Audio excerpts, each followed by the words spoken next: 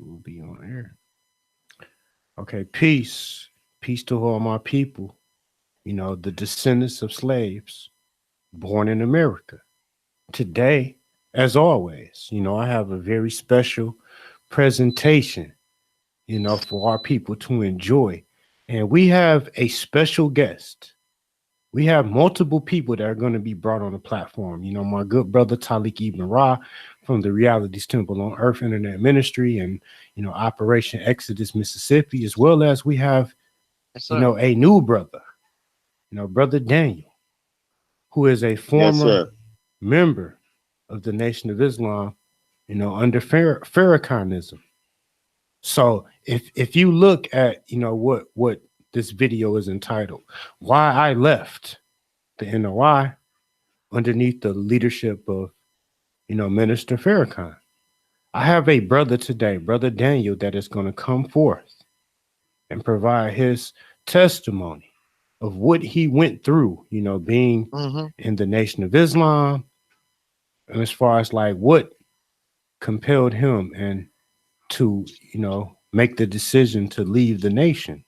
So I want to bring my, you know, my good brother Daniel to the center stage, and I would like to turn over the microphone to my good brother Daniel. Brother Daniel. Yes, sir. Yes, sir. Yes, sir. You want me to start now? Yes, indeed. Okay. Well, I came to the Nation of Islam in Philadelphia, Muhammad's Mosque, or Muhammad's Temple number 12, but they call it Muhammad's Mosque, you know, under Farrakhan. I came in 87. The minister, the acting minister, he really wasn't a minister, was Brother Clement. The captain was Jeffrey. He had a lieutenant named David. We used to call him Daoud. Brother John, Brother Earl, you know, brothers like that. And the secretary was Brother Gilbert, but Farrakhan named him Amin. And during that administration, some of the brothers was involved in corruption. They were selling, you know, Farrakhan came and closed the temple down for a year because they was involved in some type of corruption. If you want me to, you know, corruption was they were selling dope. Okay, this I'm gonna keep it real. They were selling dope. And then Farrakhan reopened the mosque in 88, and I came back, tried to soldier. Then I started reading the books because we used to read the study guides, and I used to read the study guides. I wasn't reading the books. So I started reading Message to the Black Man, all the books that the Honorable Elijah Muhammad, Mr. Muhammad had. And then I came to find out that Farrakhan was not teaching what Elijah Muhammad was teaching, that he was putting his own spin on things. So I left off of those premises. You know, as I grew and developed, and I went with another group called the Council of Elders. You know, I went with Minister Jeremiah Shabazz, my minister, in 1991, and I started working with him and all that stuff. And he passed away in 1998. But I tried to hang on. I hanged on to like 2011, and I started seeing discrepancies with that. First, Elijah Muhammad, Mr. Muhammad, taught that Jesus went to El-Azhar in Egypt. But I did some research on El-Azhar. El-Azhar wasn't even around when Muhammad was around, you know, for 1,400 years ago. That happened. That university came about through the Arabs invading Egypt. Okay? And then I found out that Jesus, none of the prophets in the scriptures, Quran or Bible, didn't exist. It's a myth. So I left the nation completely out of that when I found out all that stuff was not true. It's truth mixed up with falsehood. Then they had me believing that Malcolm was a hypocrite. Then I found out that they did Malcolm dirty. And they was jealous of Malcolm.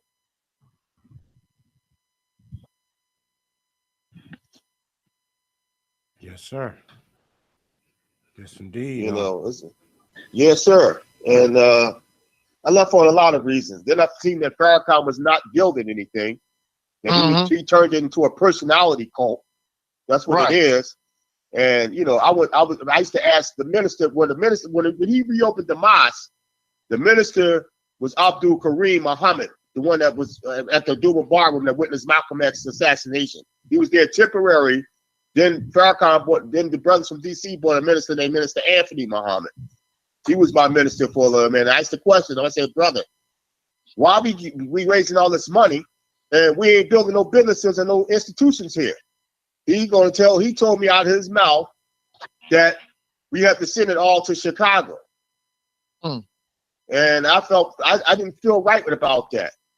I did another thing. I met Farrakhan. He came to reopen my eyes. I shook his hand, and I didn't feel that he was genuine. To me, he seemed like he was plastic, and that's my experience. I can't speak for other people, but you can read a person's spirit or they vibe. To me, he had a plastic spirit. It wasn't genuine. That's just my experience. I seen it as a personality money-making cult. That's what I seen it as.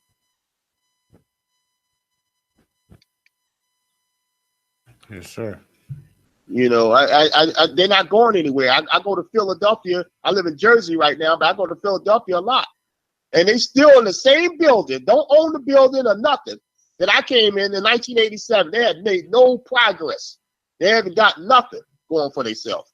In fact, about it, they're about to get evicted from that building as we speak right now. Yes, indeed. Yep. You know what I mean? Farrakhan had these million-man marches. What came out of it? We ain't got nothing. What do we own? What institutions been built? All I see, he's lining his pockets. He rides around $2,000 tailor-made suits.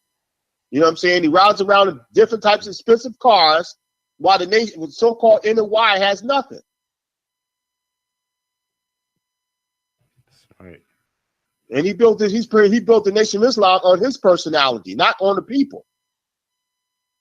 So when he dies, the NY gonna die, so-called NY, because the NY died with the Honorable Elijah Muhammad. In my personal opinion, it died with the Honorable Elijah Muhammad. Yes, sir. Yes, indeed.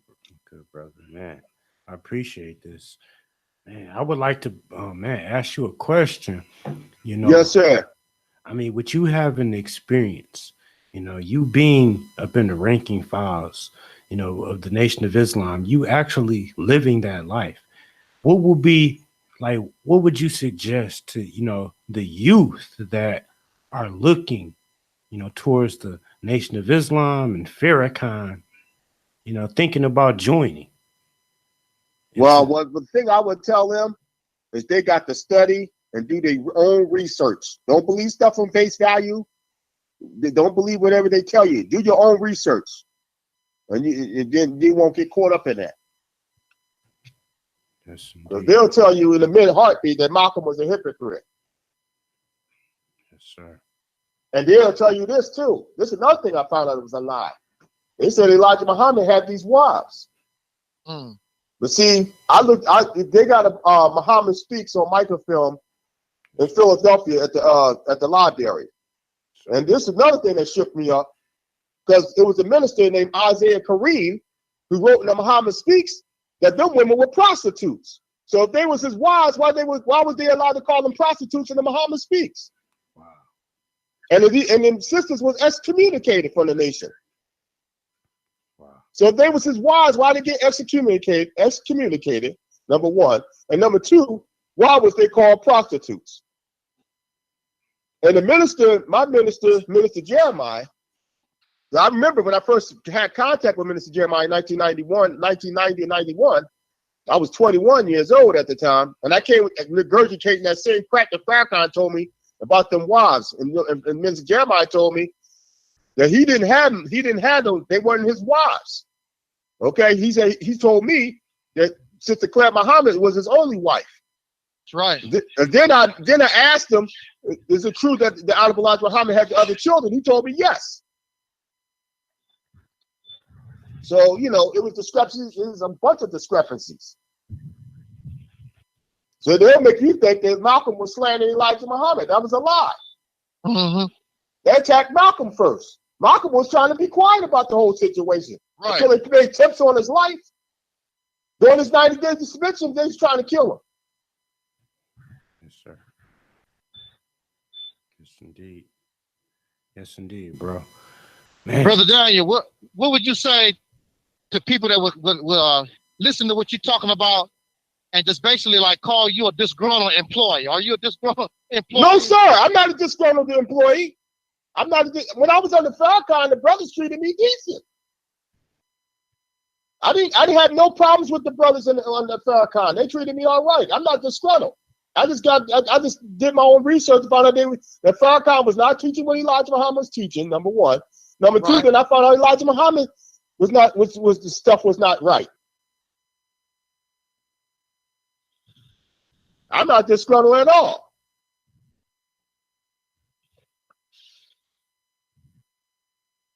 Wow. Okay, yes. So go ahead, brother. I just want to make so sure. do you hate Louis Farrakhan?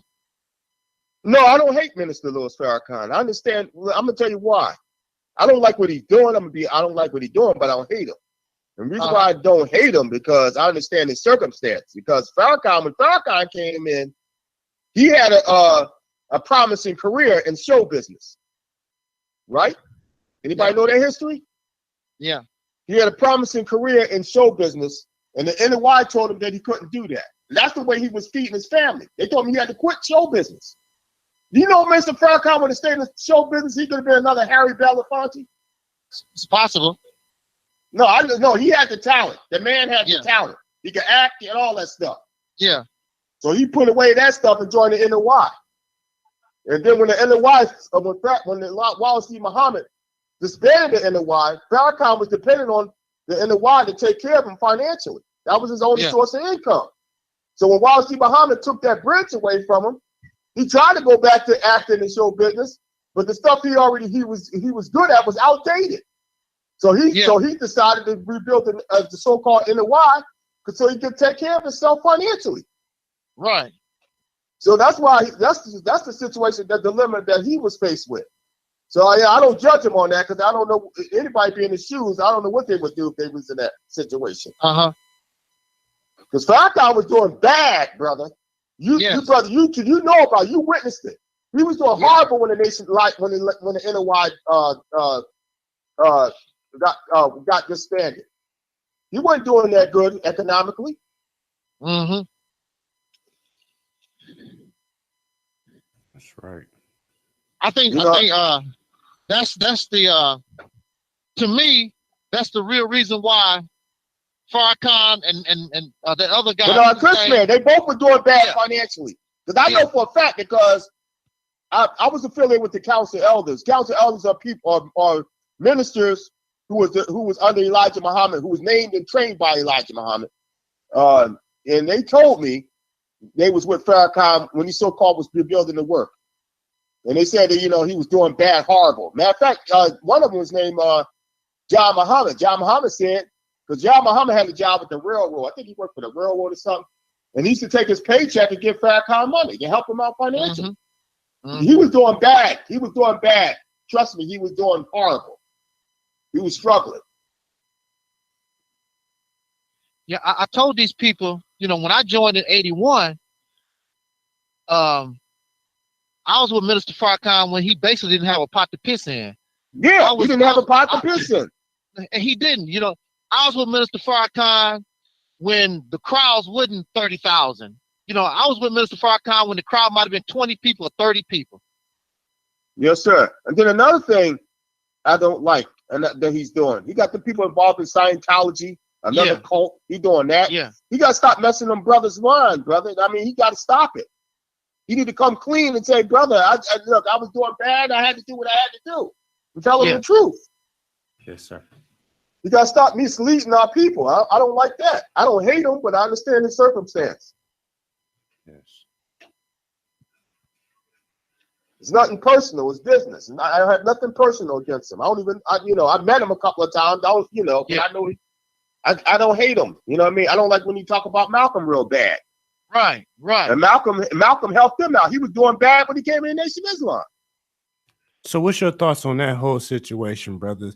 And man, I mean, this goes to you, the good brother Daniel, and the good brother Taalik. As far as like the whole Malcolm X situation. Well, the NY, they messed up, man. They made a bad mistake by doing Malcolm the way they did. Malcolm was the most loyal follower that Honorable Elijah Muhammad ever had.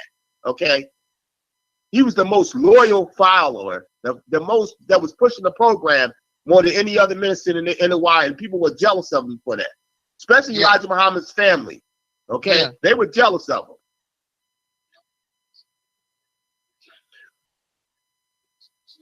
Because they couldn't do the work that he was doing. Proof in the pudding is what his family members are doing now. The ones that are still alive. Even when way after Malcolm X got killed, they built after Elijah Muhammad passed away. What the hell they done? What have they built? That's right. Malcolm started the Muhammad Speaks in his basement. Yes, sir. Okay, Malcolm was not just a talker; he was a doer. He swelled the ranks of the Nation of Islam. He was responsible for that. Yeah. He made Elijah Muhammad. Okay, that's a fact. Elijah Muhammad might have taught him the teachings, but Malcolm made Elijah Muhammad known. That's right. That's just before people ain't know nothing about no Elijah Muhammad.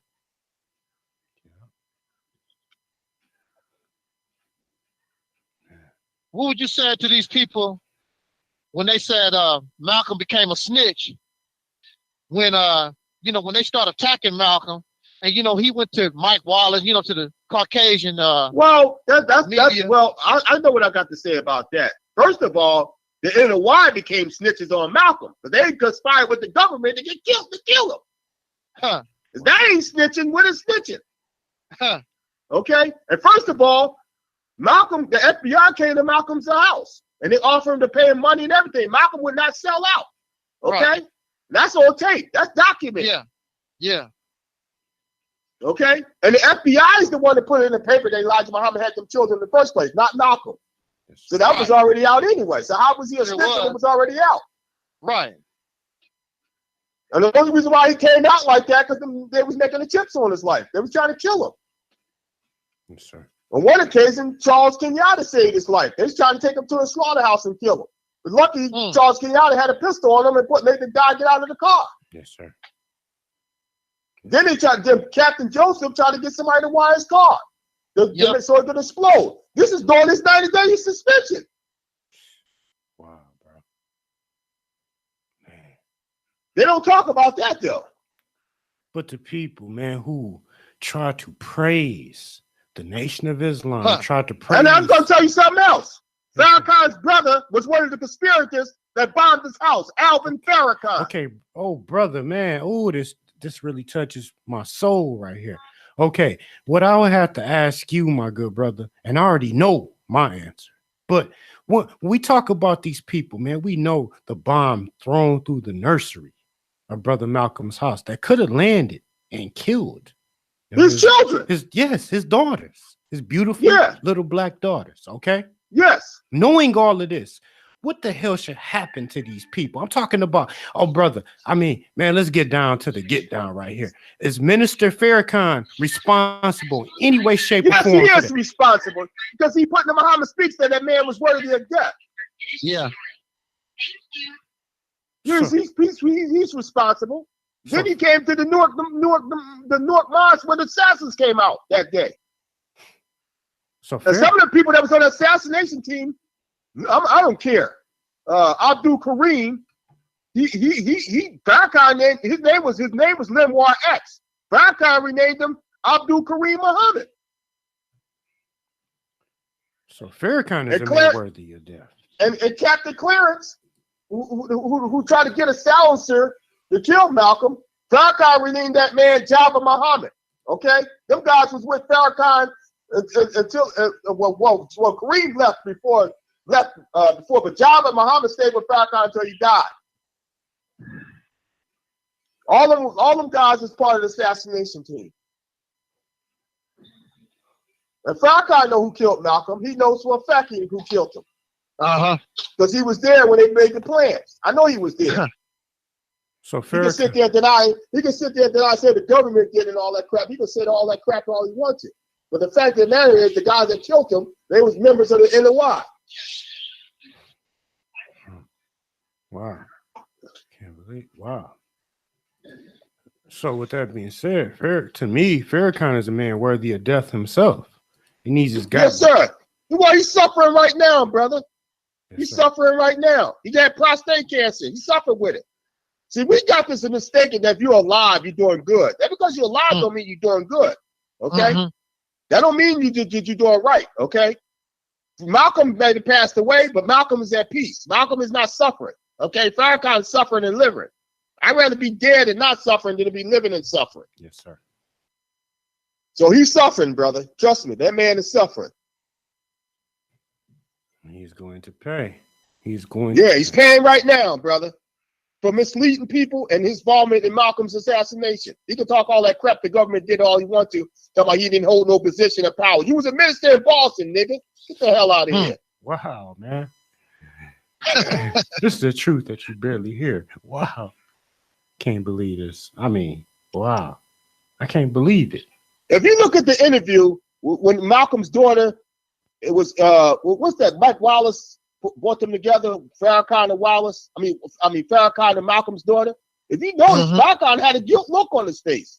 He looked guilty. When she confronted Farrakhan, you could see the guilt in his face. Then you're gonna say he was a traitor, and we had the right to punish him. He said they punished him. He admitted that. Right. I mean, 1 minute he says the government did it, then another breath he said they punished him. Okay, which one is it? Did the government did it, or you had involvement in this assassination? I believe they conspired with the government because they was able to kill him without impunity. Okay, and the government know that they killed Malcolm. They know who killed him, and some of them guys are still walking the streets with impunity. Yes, sir. I can't believe this, man. I'm having difficulty coming to grips with hearing this because, man, if any member of the Nation of Islam, past or present, including Farrakhan, including the so-called Honorable Elijah Muhammad, and the only reason I say that because, man, if he's guilty of the murder of Brother Malcolm, man, these people need to rot in hell. They need to. Yes, sir. Yes, sir. I mean, you know, they was upset with Malcolm. You know what I mean? They were jealous of Malcolm. Them guys were jealous of him. They wanted Farrakhan wanted Malcolm's place. Right. Man. Okay. He wanted his place. See, what the problem is, be careful what you ask for. Did you know when he took over as national representative that he did not have the same power that Malcolm had when he was national representative? When he was national representative, they put him really in a straitjacket. He had no control. He had no power. He just spoke on the radio and just represented Elijah Muhammad like that, but he had no power. He didn't even run the temple in New York. Okay, when Malcolm was in New York, he ran the temple. Okay, and he ran other temples. Farrakhan didn't have that type of power. Because Elijah Muhammad didn't trust him like that. That's what a lot of people don't know. Because I got a hand, so I know people that was there. Mr. Jeremiah told me the deal about that situation. And he did not trust him. Matter of fact, he didn't even have no power over Minister Jeremiah. Mr. Jeremiah had more power than him. Man. Wow. And Mr. Jeremiah was also a national representative of Elijah Muhammad. He just didn't speak on the radio. What should we do at this point, man? Knowing that black people still support the Nation of Islam, still support Farrakhan. You know, knowing all of this, man, but deep down, you know, in the back, you know. And then I'm gonna tell you another thing. Farrakhan was telling people to follow the stricter laws, and Farrakhan had women outside his marriage too. Yeah, right. Okay. He got children in Mexico all over the place. Brother Lance Shabazz exposed that. And look how he did Dr. Khalid Muhammad. Dr. Khalid Muhammad was loyal to Farrakhan. How could black people still follow behind this damn charlatan?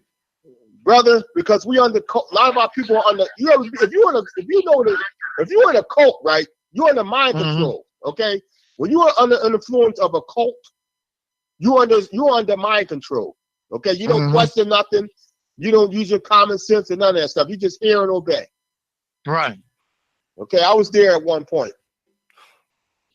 Man, oh man, it's really. And Farrakhan has mastered the art of persuasion. Okay, he knows how to play on people's emotions and everything because he's very charismatic and charming. So he uses that to manipulate people's minds. How could our people, man, accept child murder? Like when we talk about a bomb being thrown up in the nursery of Brother Malcolm's house, man, that's child murder. Yeah, it's child attempted murder. Yeah, because okay, and Farrakhan's brother was involved. Alvin Farrakhan was involved in pushing me. He was one of the brothers that was conspirator. Okay, Man, hey, brother Taalik, please continue. Please, man, I cannot, bro. I cannot continue. I mean, and y'all need to interview Omar Shabazz if he allow y'all to interview him, because he comes out with a lot of stuff. He's very good. He's very good. He got the documented proof, right, and evidence. I'm gonna try to get Brother Omar. I'm gonna try to get him. But you know, because he opened my eyes to a lot of things that I wasn't aware of. Yeah, I didn't know either. But sometimes a lot of stuff I was aware of. You know what I'm saying? But some things I wasn't.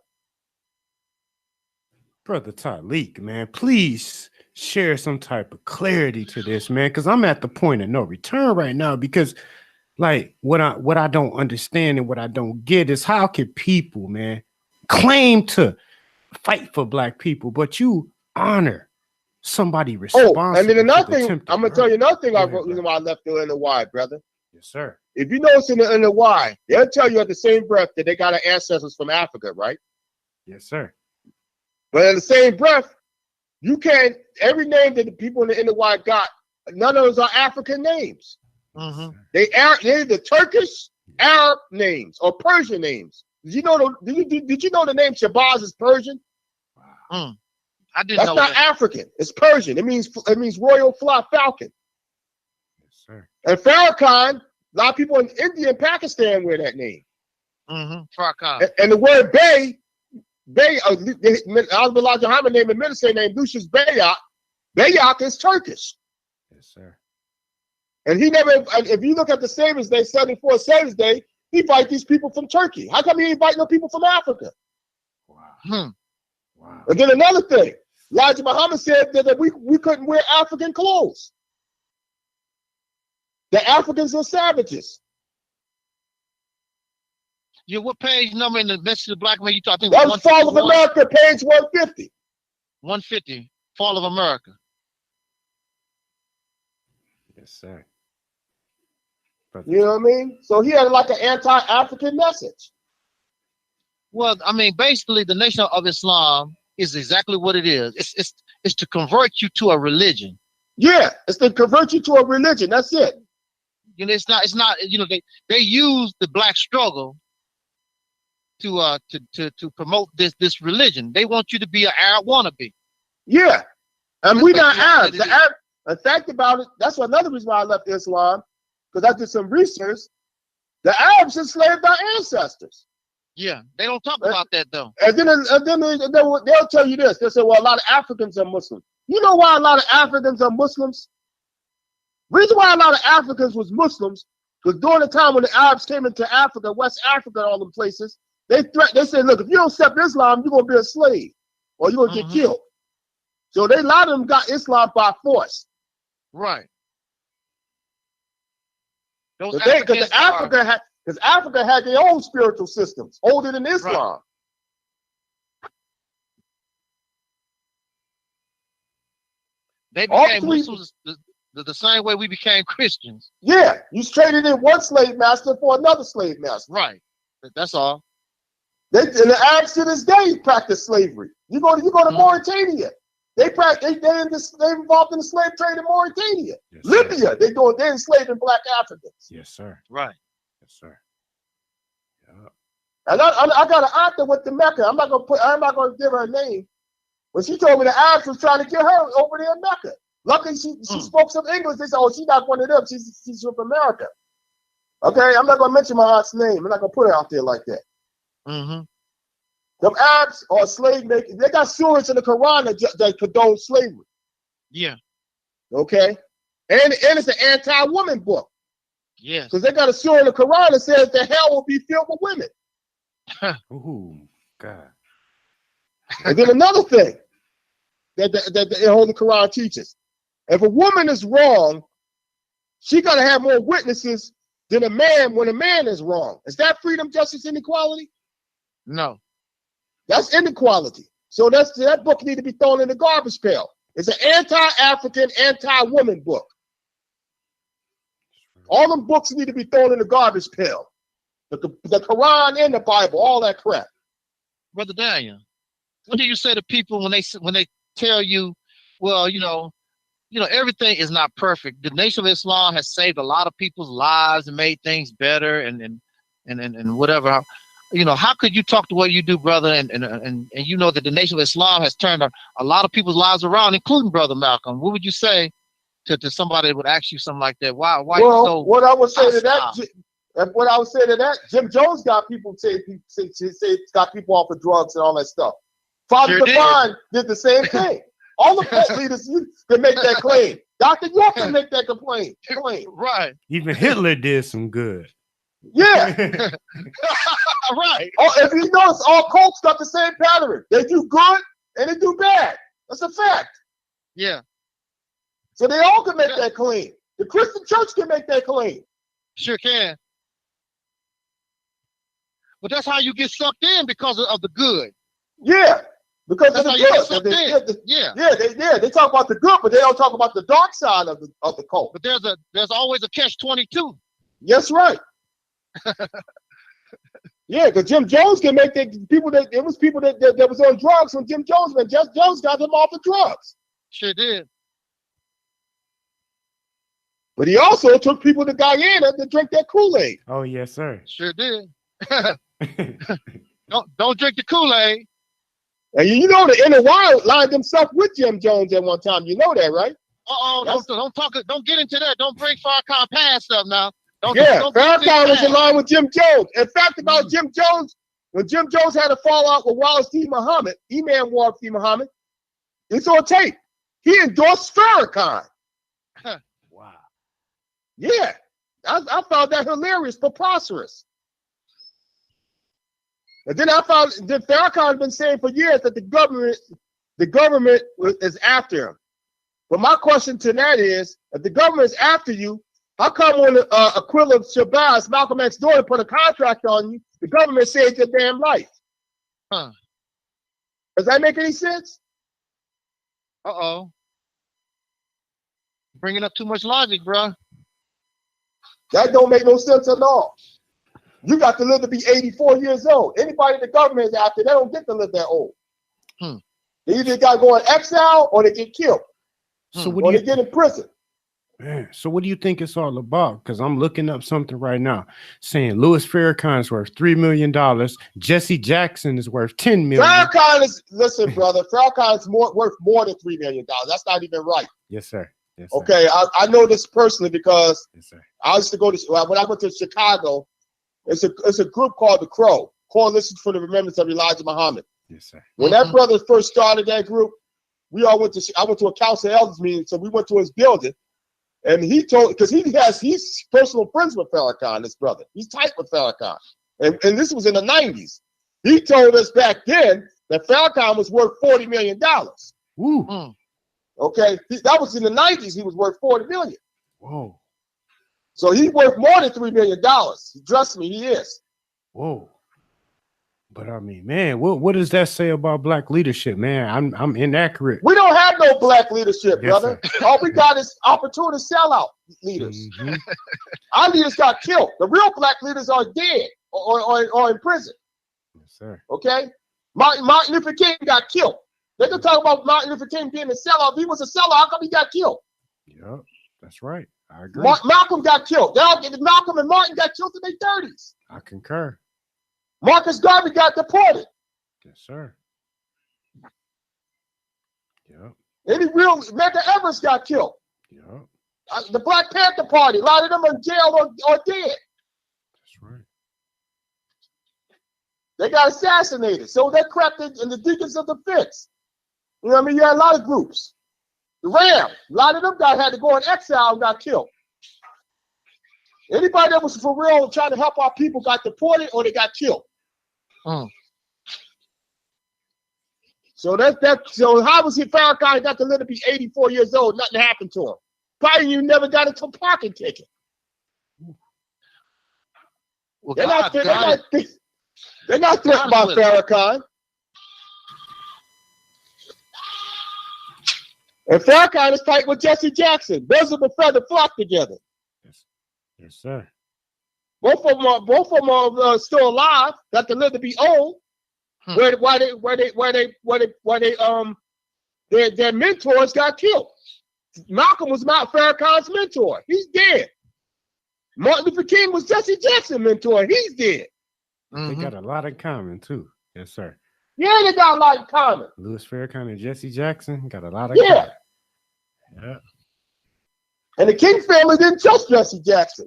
Did you know Jesse Jackson, when Martin Luther King got killed in that balcony, Jesse Jackson took the blood off of Martin Luther King and put it in his shirt and lied and said that Martin Luther King died in his arms? That's suspicious. Them guys are not our leaders, brother. They're frauds, okay? I'm going to keep it 100. They're frauds. Yes, sir. Man. Whew. And I'm going to tell you something else, brothers.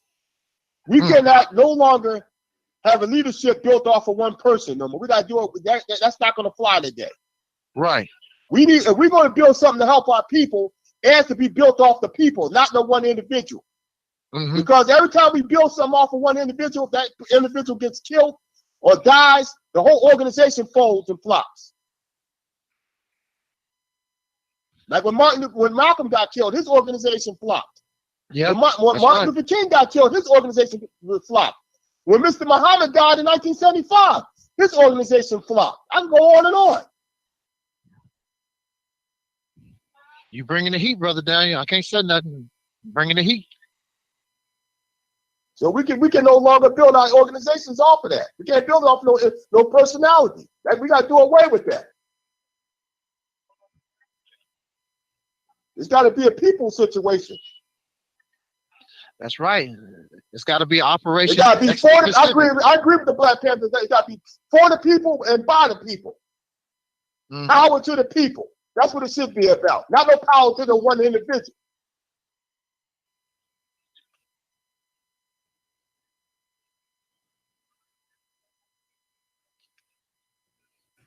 And we need an economic program. There's no economic program out there for our people.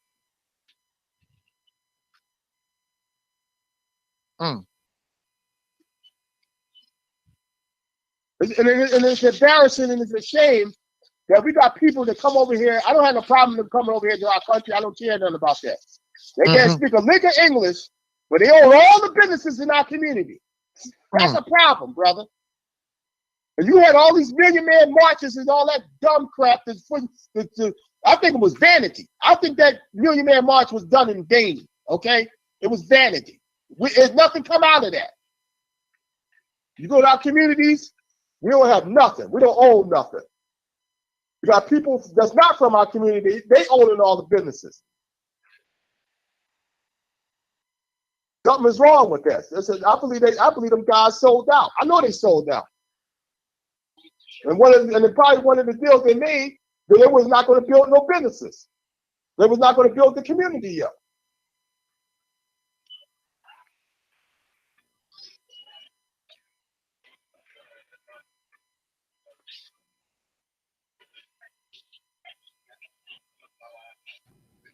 Well, you definitely bringing the heat, brother Daniel. No doubt. You got to quiet.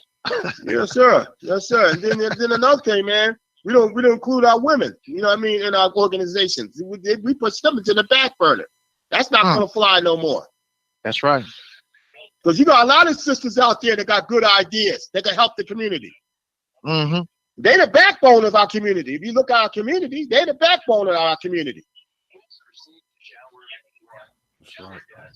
We got the nerve to push them to the back burner. That's crazy. We're in this fight together. We need our women. We need our women to get involved. We need a collective effort. It's going to take a collective effort, not an individual effort.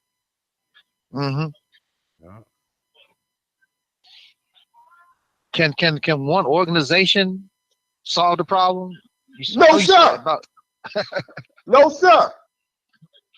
It's going to take us as a people to solve the problem. Not like I said, not the one individual organization. We got to have a collective effort. We have to have a united front. We need to do away with this crap. Oh, I'm a Christian, you're a Muslim, I'm Afrocentric, whatever. Hell with that. We're a community. Because Marcus Garvey had the right concept when when he didn't go by that religion bull crap. Okay, and he had over a million followers, a million people in his organization. He had more people than Elijah Muhammad. That's because it was diverse. Yeah, because it was diverse. He had different types of people in his organization who had different ideas, but he was able to get them to work together.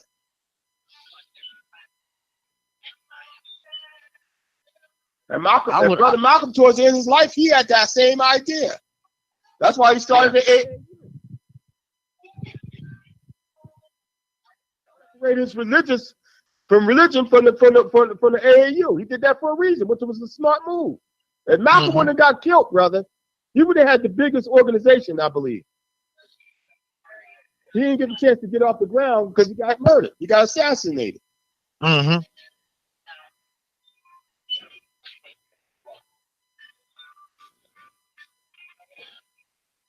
You were saying that you also had a problem with the we're going to go back real quick to the NOI doctrine. What about what did you think about the teachings about the mothership? Well, the mother plane, if that was a real case, then it ain't done nothing yet to help us. We still not liberated. We still under oppression. So that mother plane, I'm not waiting on the mother plane. If it's a real thing, I'm not waiting on it. You can wait on your way. We've been waiting on that for since they taught that teaching. There ain't nothing happened. And I've never seen it before, so I don't even know if that stuff is true or not anyway. Okay, what you think about, the Nation of Islam was, in particular, this one brother, he's definitely against, race mixing or whatever. But as you know, the teachings is that Farrakhan Muhammad is the product of a, yeah, that's a contradiction that the Nation of Islam has. They tell you that they did just intermarriage and race mixing, but the founder of the NOI was a product of intermarriage and race mixing. And they claimed that his father sent them over here, but his father had a baby by a Caucasian woman. So that doctrine is a contradictory itself. And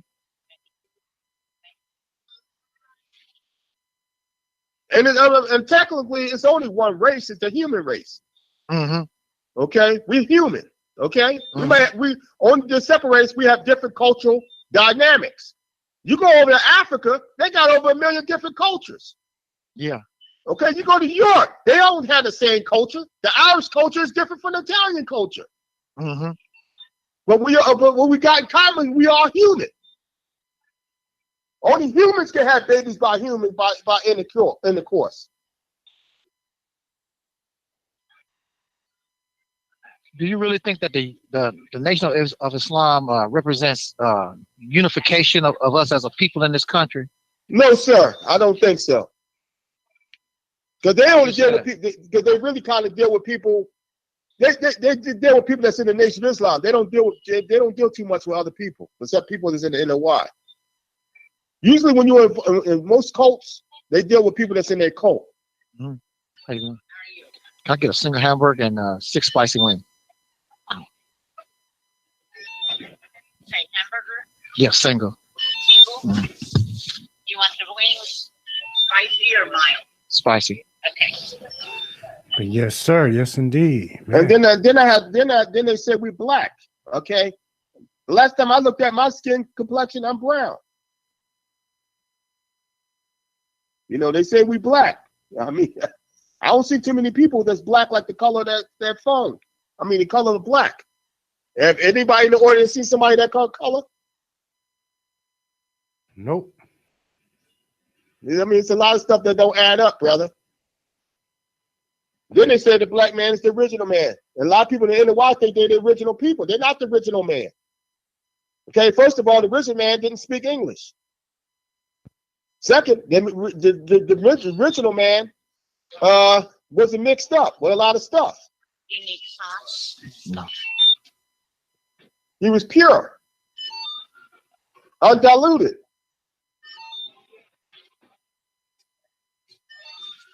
What's this? Ice. Okay. Because if you remember when they had them breeding farms during slavery, right? They did not ask what.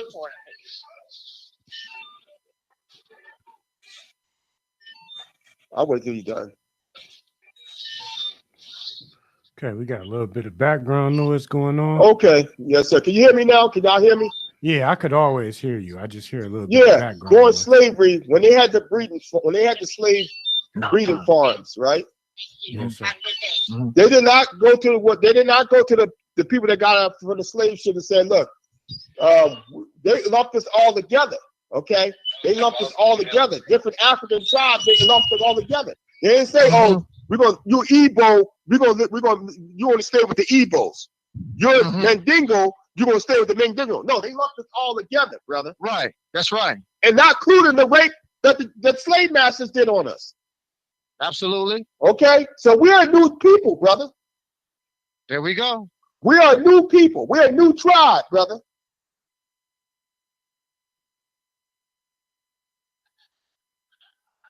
Couldn't say it better than myself. Yep. So we got to come to that reality.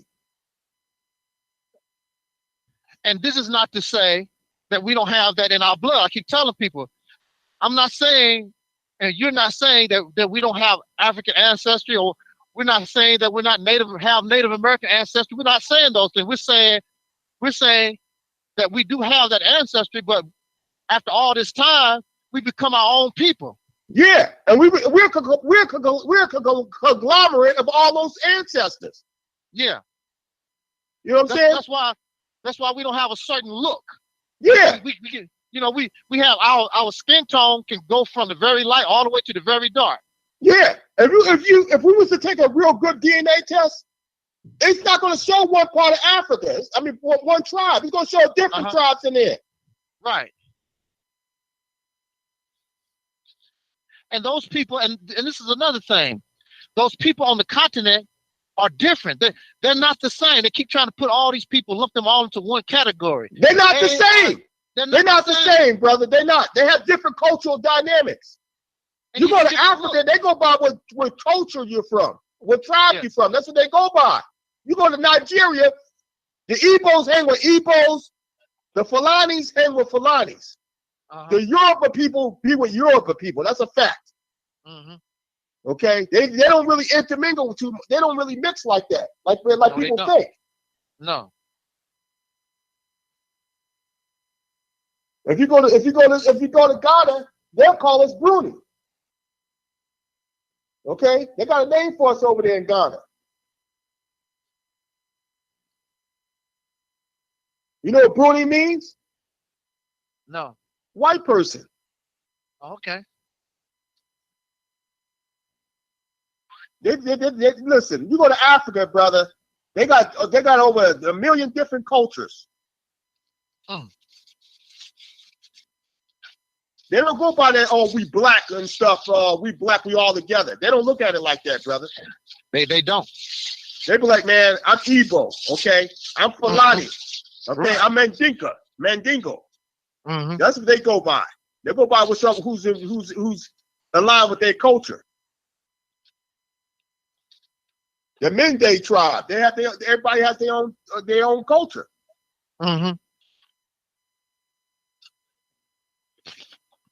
You go to Europe. You go to Ireland, they don't like people from England. You go to England, they don't like people from Ireland. Right. But they Caucasians. Yeah.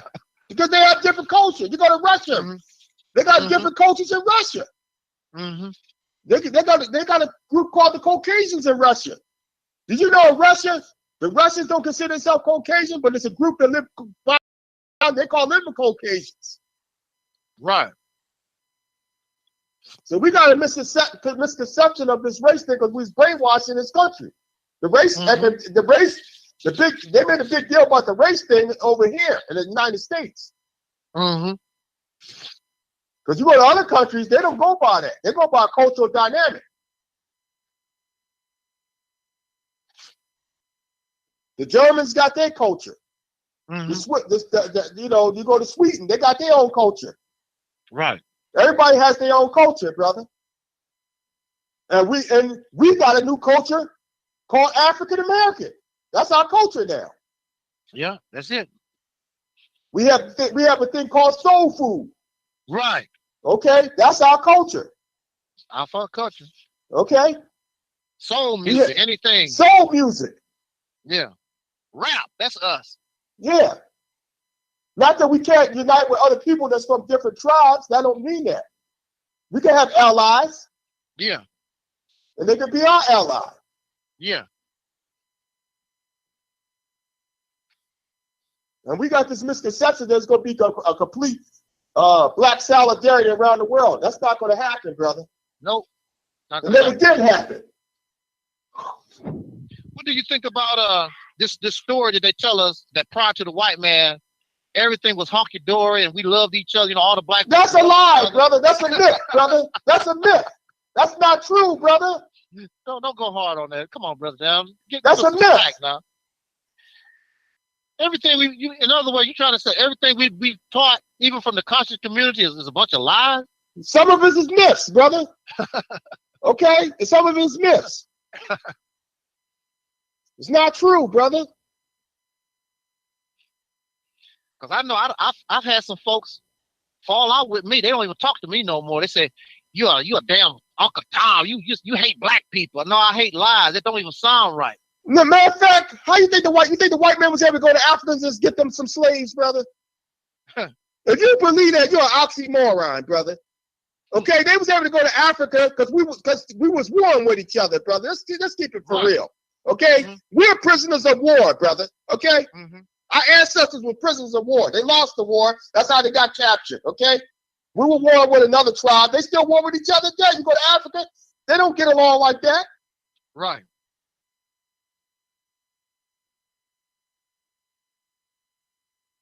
Look at Liberia. Look at the civil war they had over there. I can go on and on. You go to northern Nigeria, the Christians and the Muslims are killing each other like flies. Wow. And they have tribal wars. That's a fact. We've been having that way before the white man came into us. Even if you talk about the Native Americans, they didn't all get along. Right. You think all the Native American tribes over here got along? If you believe that, you're an oxymoron. We got this romanticism about everybody got along. That's not true, brother. And all Europeans didn't get along. They were fighting amongst each other. I don't care what continent you went to, people were fighting amongst each other. You go to Asia, the Chinese and the Japanese, they were fighting against each other. Right. They don't like each other to this day. I remember, I'm going to tell you this, and this is the true story, brother. I used to push rolling chairs in Atlantic City. And we used to have the students that they used to push the rolling chairs too. And they had a group called the Mongolians. Okay, if you look at the Mongolians, they look exactly like the Chinese people. And we used to confuse them with the Chinese people. And the Mongolian dude told us, he said, "Man, don't confuse us with them. We ain't them. We ain't Chinese." They had a disdain for Chinese people, and they look just alike. So we got this misconception that because everybody got the same complexion and everything, that we all one. That's not true, brother.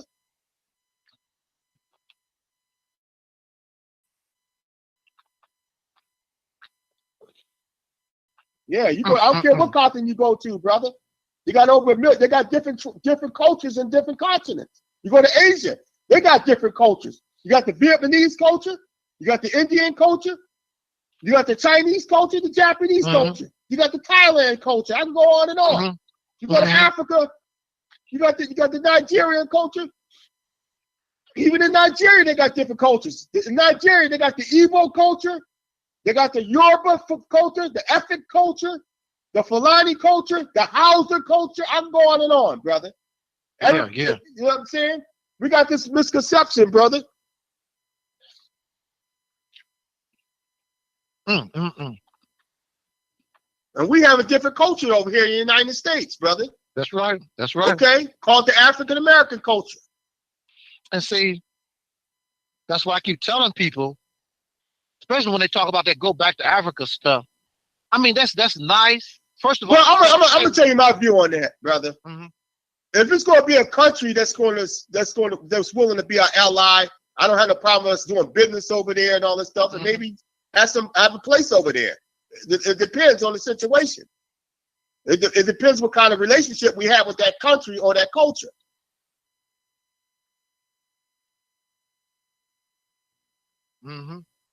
But we must also come to the realization we're not going to be completely be a part of that culture because we have our own culture. And I think that's where we need to be concentrating on what we have become. When Elijah Muhammad said, "Accept your own, be yourself," those things are not our own. They're not ourselves. We become our own people in our own right. Yeah, we have. There's nothing wrong with that. There's nothing wrong with that. There's nothing wrong with it. They're like you just ashamed to be an African. No, listen. I'm not ashamed to be African.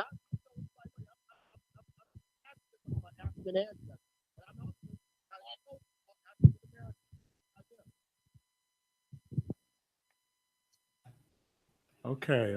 Did we lose somebody on the call? I think we lost Daniel. Oh, I'm still here. Okay. Yeah. Okay. Yeah. He went out for a minute, but go ahead. Yeah, but like I was saying, we got a lot of misconceptions and myths. That we all one big happy family. That's not true, brother. How you think they was able to get into Africa and get them slaves? You think they were just able to go over somebody's home and just get slaves? It didn't go down like that. We had collaborators, brother. Right. The slave trade was like the drug trade. Right. You know what I'm saying? People if there's money involved, there's some economics involved, they're gonna get involved with it. I don't care who you are. You're gonna get involved in it. People gonna get involved in it. And in some cases, some of those kings and queens that these people foam at the mouth about, they were involved in it. Yes, they were. Yes, they were. They gave their approval on the. Yes, sir. Yes, sir. They made some economics out of that. Yeah. Yeah, so that's true. That's a fact. We got this romanticism. You know what I mean? We got to get rid of our romanticism about things. But our people like this, I think it was Brother Bakari. I forgot who it was. But they were saying, we was talking about that Black Panther movie. See, that Black Panther movie fit right into that fantasy delusional outlook of what they believe Africa was and will be in the future. That Black Panther movie. It feeds that dream that they have in their mind. And it can be inspirational. That's true. It can be inspiring. That's true. But I think it was Brother Bakari. I'm not sure who it was that said it. But they said, damn, it's a shame that you have to be inspired by a fictional place, fictional movie, that the white man made, actually.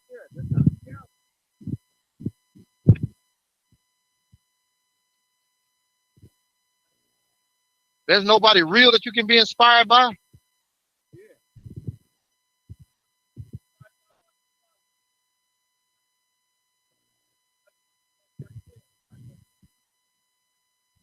Yeah, that's right.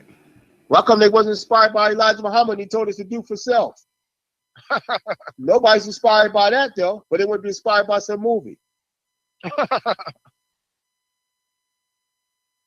We need to take bits of, this is my opinion, brother. All the great leaders we had in the past, we need to take bits and pieces of the stuff that they used that worked and take it. The stuff that don't work, we need to throw that in the garbage pail. We need to take the good that every leader had to offer. I don't care who it is, the good, and apply it to our life. And the stuff that's not going to help us, we should do away with that. Right. We need to eat the meat and throw away the bones.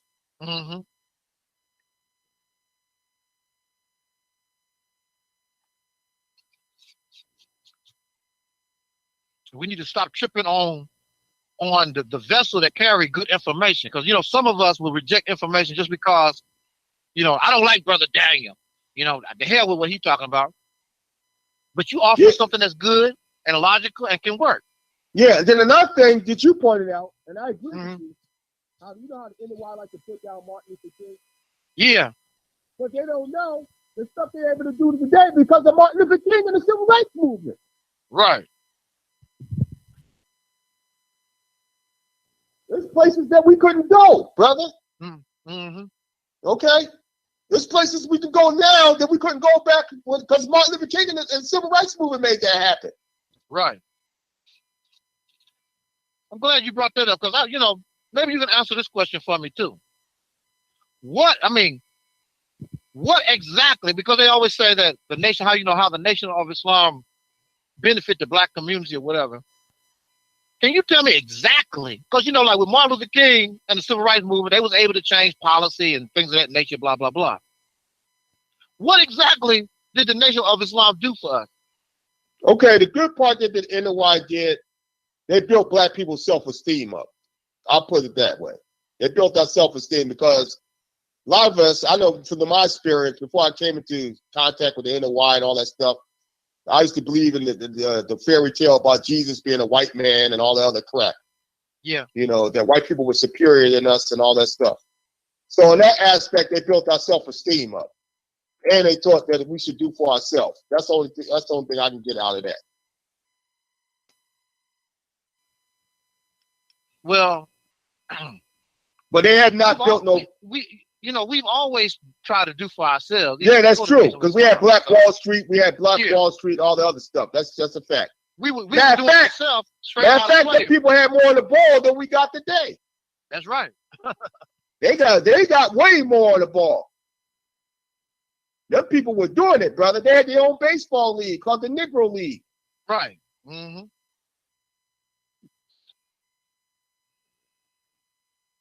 And the cracker came in and broke that up. Yeah. Because he know how his slave want to get next to him. Yeah. And offer money and entice, our players from those old leagues to go, to his corny ass show. Yeah. We crossed over and got double crossed. Right. That's right. I used to watch those old. You ever watch those old basketball films before the brothers joined the NBA? Yes, sir. They're so damn boring and pathetic and pitiful. But then they started letting the brothers come in. They started, showing off and doing, bringing a whole new, we got swag.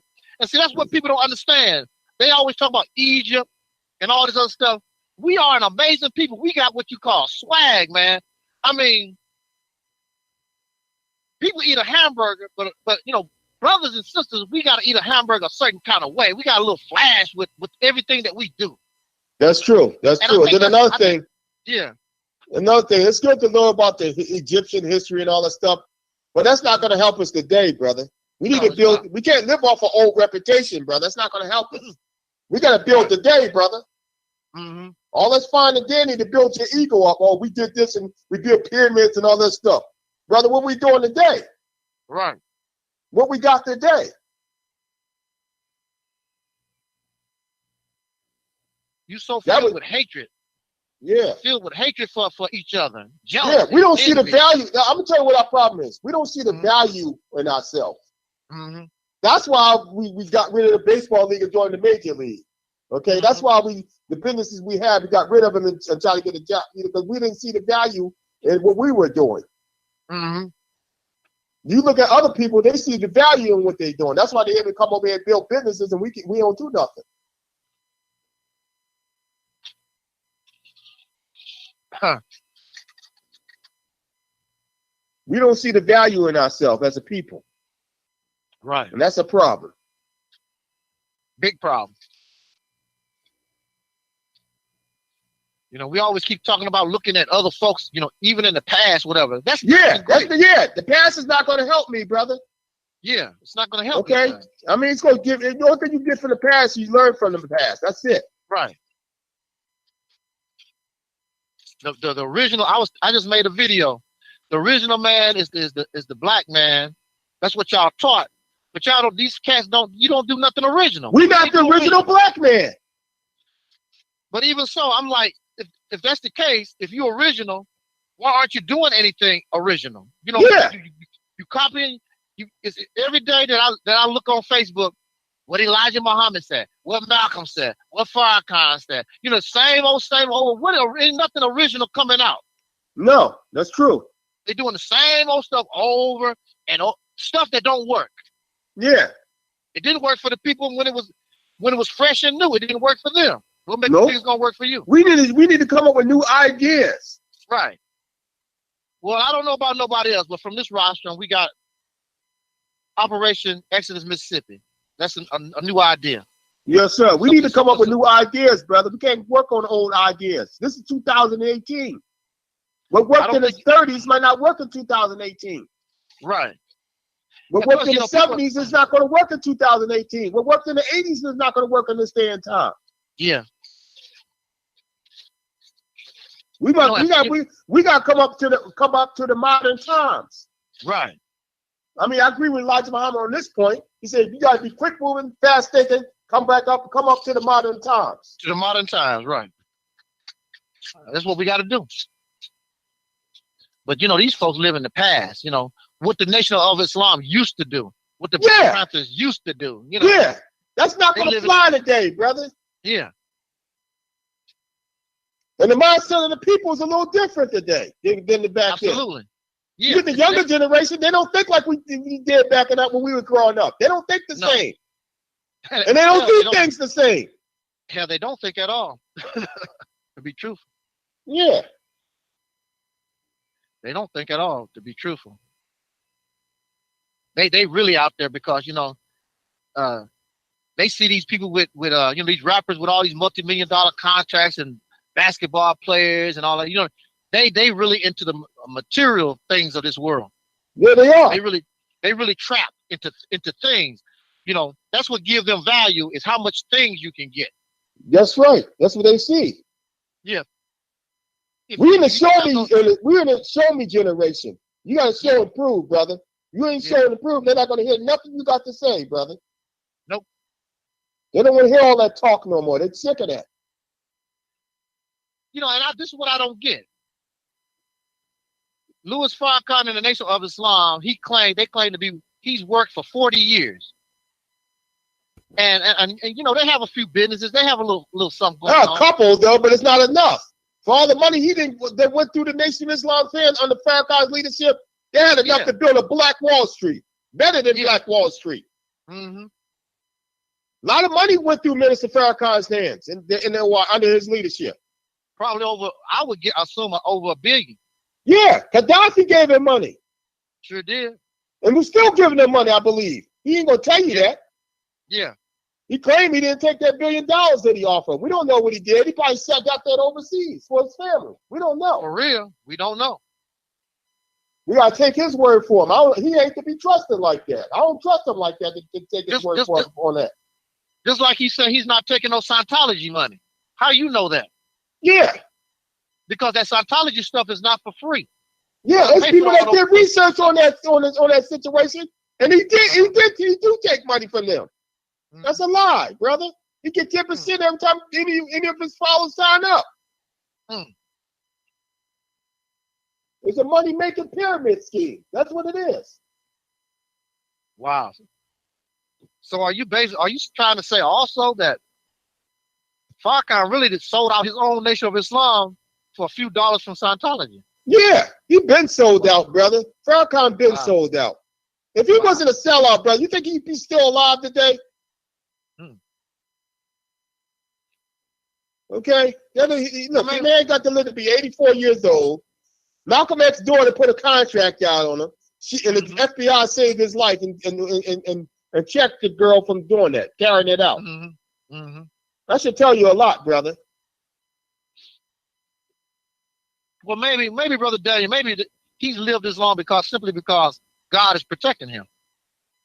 That's what they'll tell you, brother. That don't make no sense, brother. That don't make no sense, brother.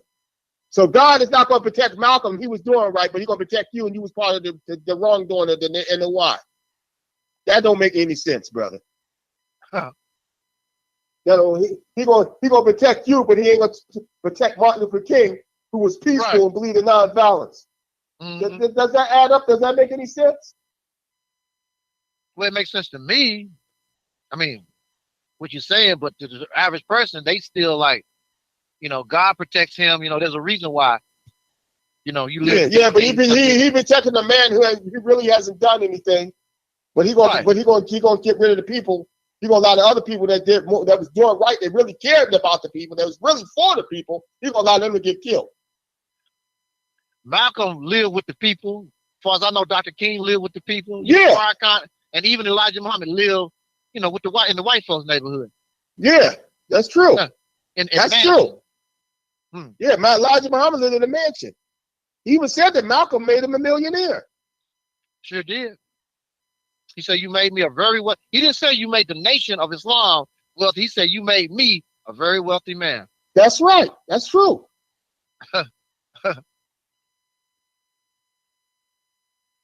And what Malcolm get out of it?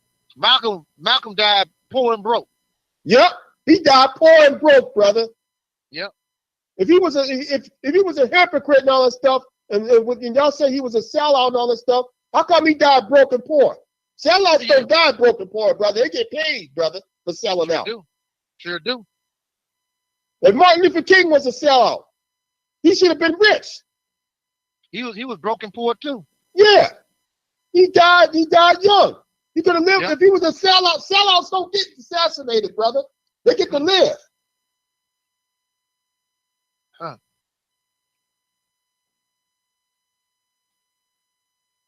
Farrakhan probably never even had a parking ticket. I remember I heard him talk about it. I think he's had a parking ticket, but he brags about, you know, he's never spent no time in jail. He never been in trouble with the law, nothing like that. Yeah, he never been arrested. No, never been arrested. No. So, you know, I mean, come on, man. Please. Even Elijah Muhammad got arrested. He claimed he followed Elijah Muhammad. Elijah Muhammad got arrested. How come he never got arrested? Elijah Muhammad went to prison. Yeah. How come he never went to prison? And a lot of the followers of Elijah Muhammad, especially when they was having a dispute over the, you know, they wanted the Nation of Islam to send their children to public school. And they wanted an independent school. Yeah. They wanted an independent school. He went to jail for that. They charged him for the delinquency of minors. Yeah. Farrakhan has never suffered. No, he ain't suffering. He never really got nobody come out his neck like that. No. No. Farrakhan talked that old tough stuff, but if you listen to him, he knows exactly where to draw the line and stop. Yeah. He ain't built like that, because I know Mr. Jeremiah knew Farrakhan real well. Okay. And he told me, brother, that brother is not built like that. Okay. He ain't tough like that.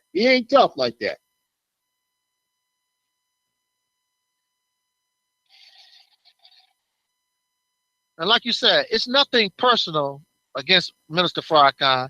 What I want people to know who's listening to this broadcast is that, you know, when you're wrong, you're wrong. When you're right, you're right. What they did to Malcolm was just wrong. It was dirty. Muhammad, it was dirty.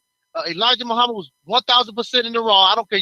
He was wrong. Elijah Muhammad was wrong. That's a mistake that Elijah Muhammad did by getting rid of Malcolm. That was his downfall, brother. I don't care what nobody say. That was a serious mistake.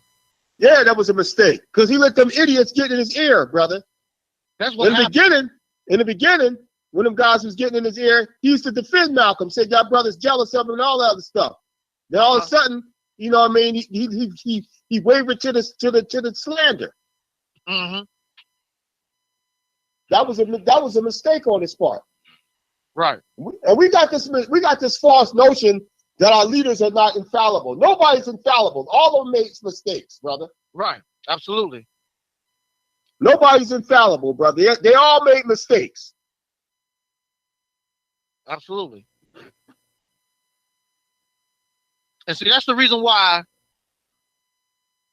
I bang on Minister Farrakhan and Nation of Islam, because they are arrogant.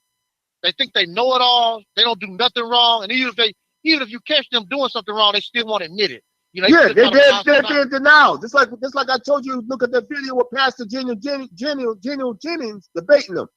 And you remember what that brother said, right? You remember? No, I don't remember. No, remind me. I forgot. Yeah, when General said, if you found out this is a lie, are you still going to stay with that? And the brother said yes. Oh yeah. Now I remember. Yeah, he was debating Pastor Geno. What's his name? Jenny. Pastor Jenny. Yeah. Yeah. Mm-hmm. Yeah. Cause oh man, I'm glad you helped me to that video, because that was a prime example of that cult mentality, because that brother used the Quran. He didn't go to the Bible. He used their teachings to show. Yeah, he used their book that they say they believed in. Right. And I mean, he did a beautiful job. And when it was all said and done, he said, well, now I done show you, out of your own book and blah, blah, blah. He said, what you think? They said, well, I'm still going to believe Elijah Muhammad. I'm like, wow. Yeah, that's the problem. That's the mentality of being under mind control. That's mind control, brother. Mind control will make you say some stuff like that. Mm-hmm. All cults practice mind control. They have mind control over their followers. And see, there's people here, I don't care how much evidence you got, what you prove, it don't make no difference, because they want to believe that lie, that deception that they've grown to love. Yeah, know why? Because they don't want their comfort zone disrupted. Yeah, right. Because you're disrupting their comfort zone. Mm-hmm.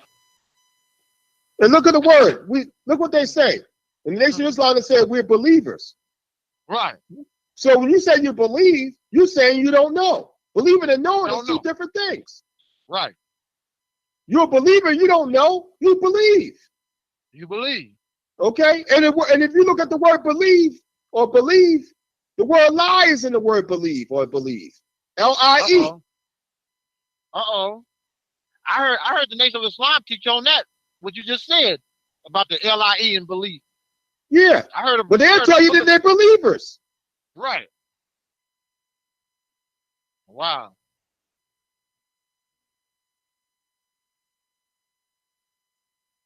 Yeah, you know what I'm saying? It's just, look, you got a lot of people, they believe, but you disrupt their comfort zone, they get upset. They be in denial. Yeah, I know. That's why I'm hated a whole lot, because I be messing with a whole lot of folks. And I'm gonna tell you, as a people, we need to be free thinkers. We need to stop being believers and start being free thinkers, and start being more critical in what we accept. And we can't stop believing stuff on face value too. Yeah. We need knowledge. We don't need belief. We need knowledge. Mm-hmm. We need to know, not believe. I mean, going back to the teachings of the Nation of Islam, they teach about this tribe of Shabazz that existed 666 trillion years ago. Yeah, that's a myth, brother. That's a myth, brother. There is no tribe of Shabazz in Africa, okay? They can say all that crap they want to. And Shabazz is not African anyway. It's Persian. Shabazz means royal falcon. That's what it means. But see, when these teachings was first brought to us, we're ignorant. We don't know nothing at all. I mean, we didn't know nothing. I mean, some of us. Yeah, because it sounds good. I'm gonna tell you what it was. We never heard. It was stuff that we never heard before. Right. You know what I'm saying? We was like, yeah, wow, this sounds nice. Yeah. Elijah Muhammad himself only had a 3rd grade education. Yeah, he only had a 3rd grade education. And when he met Farrakhan Muhammad, he hardly got out of Detroit. Come on. Yeah. And Farrakhan Muhammad told him that it was streets paved with gold in Mecca. Wow. You know what I'm saying? He told them that crap. Then when he went over there in 1959, he found out that wasn't true.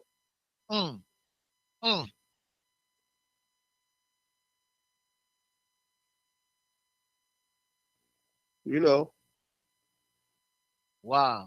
Yeah. Honorable Elijah Muhammad, Mr. Muhammad, such and say. Mr. Muhammad had a 3rd grade education. Yeah. If Farrakhan Muhammad been out of the country, you know what I mean? He had more of an edge over Elijah Muhammad. Yeah. Elijah Muhammad couldn't check him like that. He didn't have the knowledge to check him.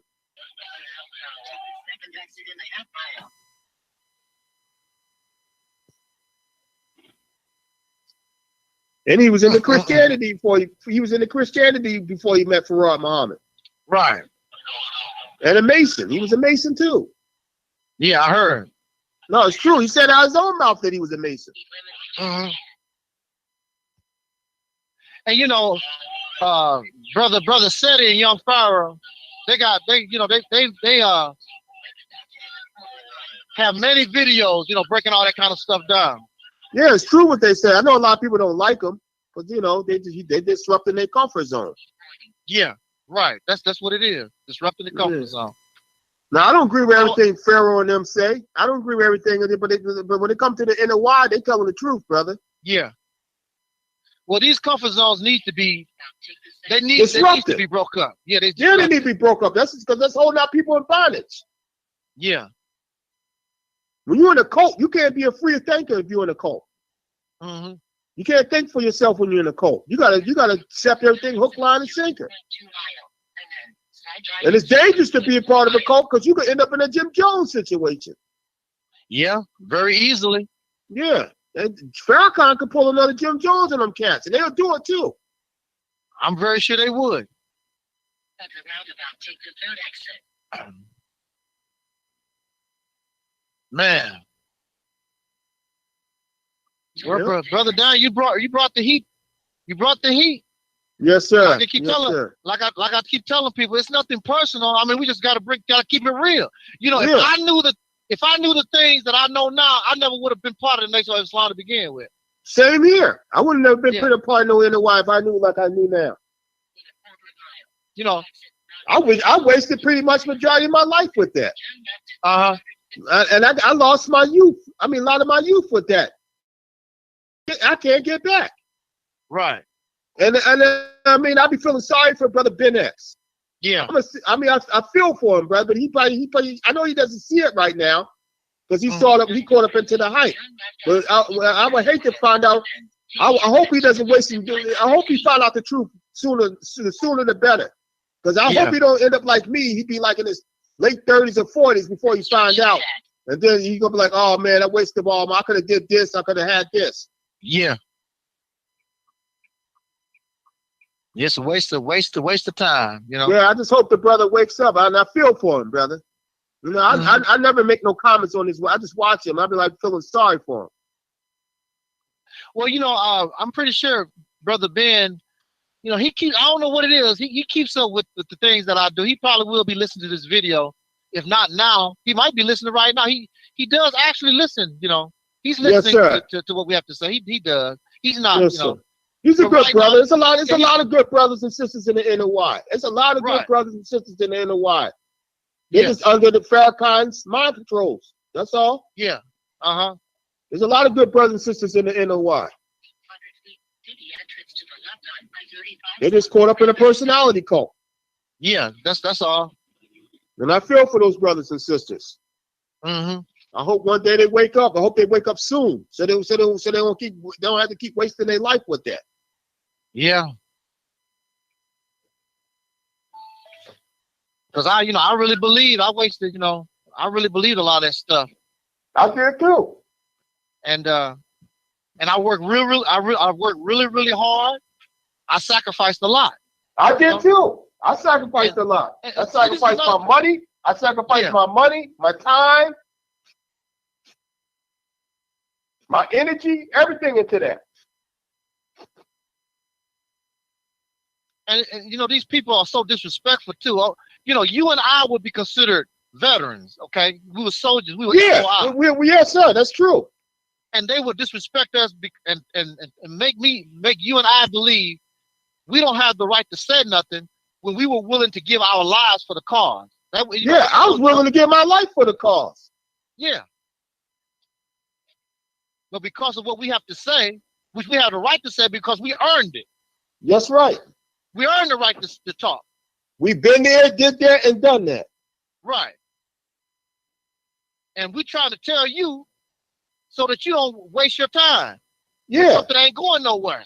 Yeah. And they're going to find out sooner. Listen, brother, they're going to find out sooner or later that stuff is a cult. They're going to find out, brother. Because what's in the dark will come to the light. I just hope they don't find out late and stuff. Because you know what I mean? But that's what happened when Wallace D. Muhammad took over. A lot of them cats went into some people had to get fitted for straitjackets. Wow. Some people went crazy, brother. I hope that doesn't happen. I'm hoping, praying that I hope that don't happen to those brothers. Yeah. Hopefully they're able to make a smooth transition. and move on with their life.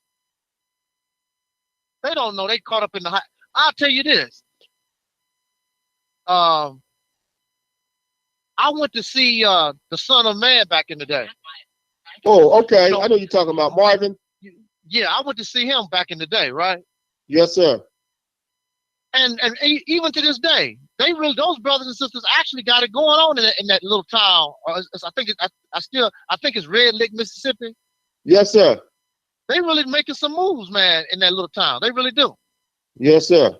With the little money that they got, they really Yes, making sir. some moves. Yes, sir.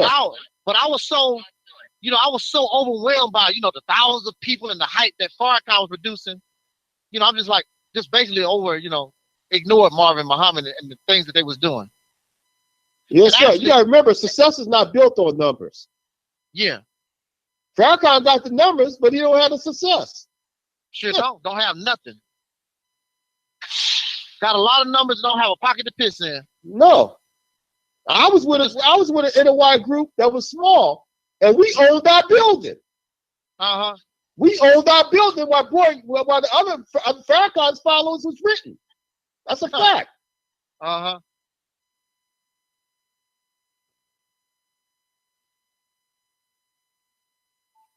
Yeah, success is not built on numbers, brother. No, it's not. You can't trip off those numbers. Yeah, it don't mean nothing. It don't mean nothing. Ain't nothing being done. Right. And then the other thing, Farrakhan need to stop lying to the people telling me Elijah Muhammad's alive on the mother plane. That's a lie, brother. You know Elijah Muhammad passed away in 1975. Right. Elijah Muhammad was not healthy, brother. He was sickly. Yeah. For a long time. Yeah, for a long time. He was not in the best of health. The man passed away in 1975. I saw the death certificates. He died from congestive heart failure. Uh-huh. Farrakhan can't prove that Elijah Muhammad's physically alive. No. Where's his evidence? What's his proof? I believe that. Belief don't require proof, evidence. Yeah. You can believe anything you want. And he knows Elijah Muhammad is dead because he viewed his body, brother. Yeah. And see, that's the thing. Elijah Muhammad, first of all, Elijah Muhammad taught against the worship of dead people. So first, he said, you can't follow no dead man. Yeah. So when you were saying you follow Elijah Muhammad, when Elijah Muhammad said you can't follow no dead man. Right. And even let's say, for instance, if Elijah Muhammad is alive, he's not doing you no good. Yeah. He's still not doing you no good. No. Because you still getting oppressed, you're still getting beat up beside your head, you still ain't got nothing, you still don't own anything. Right. Farrakhan is a good teacher, I guess you could say. Yeah, he's a good teacher and a good talker, that's it. Good talker, but he's not a leader. He's not a leader. No, he's not a leader. He's not a leader. He's not a leader. No, he's not a leader. He's incompetent. No, he's an incompetent leader. Because he focuses on his own self, self-praise, self-worship. Yeah, he got a lot of vanity with him too, to me. Yeah. He's vain to me. I'm gonna be honest with you. And he got the nerve, you talking about he was a better man than Malcolm. Malcolm was not vain, brother. No. Malcolm did stuff with purpose, brother. Yeah. Okay? He didn't do stuff to make himself look good, brother. He did stuff with purpose. Yeah. That's the difference, brother. Every chance Farrakhan get, he try to put himself in front of a camera. Yeah. He got his people believing that he's divine, that he's like somebody special. Yeah. He got his people believing that Elijah Muhammad told him to take his place. Where Elijah Muhammad said no successor. Right, no successor. That's the end. Yeah. Elijah Muhammad did not teach about no divine reminder, some third man. Yeah, he never taught that, brother. Never taught that. That's a lie that Farrakhan been telling people. I'm the divine reminder. I'm the third man in line. Farrakhan is running the game, brother. And see, this is the thing too. Why would God choose Farrakhan to be the third man in line when he allowed the nation to fall to hell like it did? Yeah. He went. That don't make no sense. Farrakhan went back. He went to chasing women. He went to smoking. He still chasing women while he was in NOI. Come on. He He never changed. He changed now because he got that prostate problem. But before that, he was chasing women while he was in Hawaii. Come on. Wow. You put that man on a pedestal like he holy and down. Like he's fucking, come on, man. Get the hell out. That's why Farrakhan wanted to talk to Jay-Z, because you know Jay-Z cheated on Beyonce. That's why he wanted to talk to Jay-Z, get him a, well, our wives shall take a lot from us,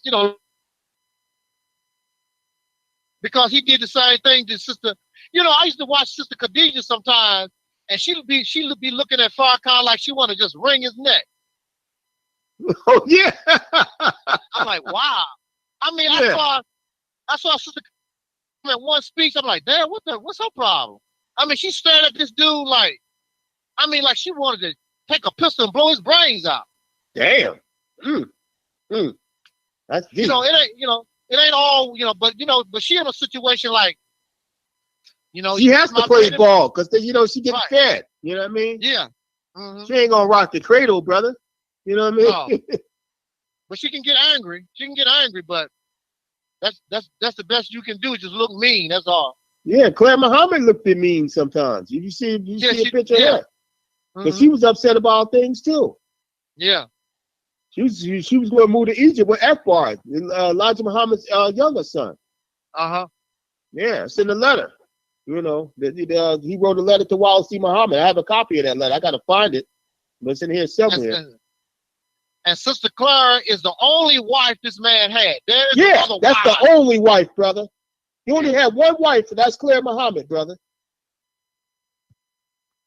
Them other women were mistresses. I'm gonna call it like I see it. Fuck it. I don't care. It's the truth. They were mistresses. Okay. Elijah Muhammad took advantage of the women in his congregation just like any other preacher. Yeah, all of them do that. Majority of the cult. If you study every cult leader, all cult leaders have extramarital affairs. I don't know too many of them that doesn't. Jim Jones was messing around with a bunch of women, and he was doing both. He was doing men and women.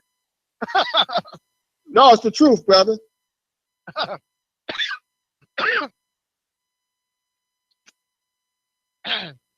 Jim Jones said he's an equal opportunity adulterer. You said that? That's what I'm saying. He like men and women. He like men and women. He's an equal opportunity adulterer. You funny. Hey, be careful when you bend over in front of Jim Jones.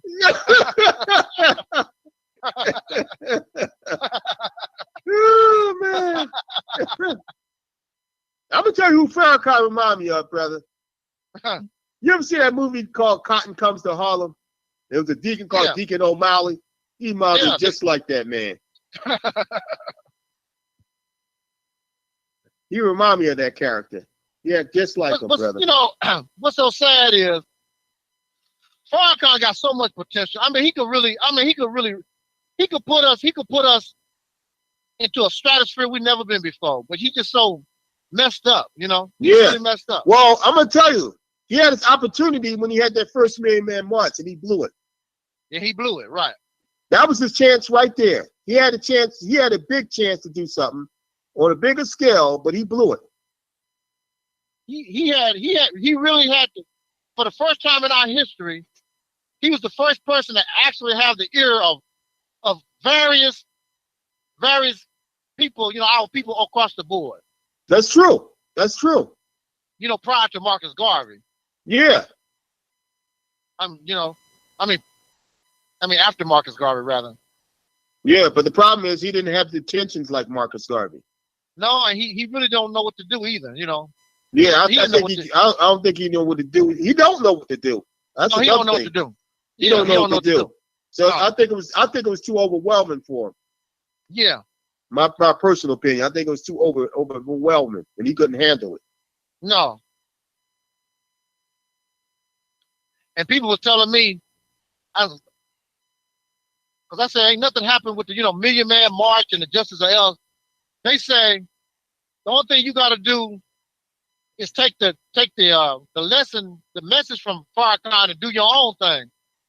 I said, well, if that's the case, why is Farrakhan telling me that he's supposed to be my leader? Yeah.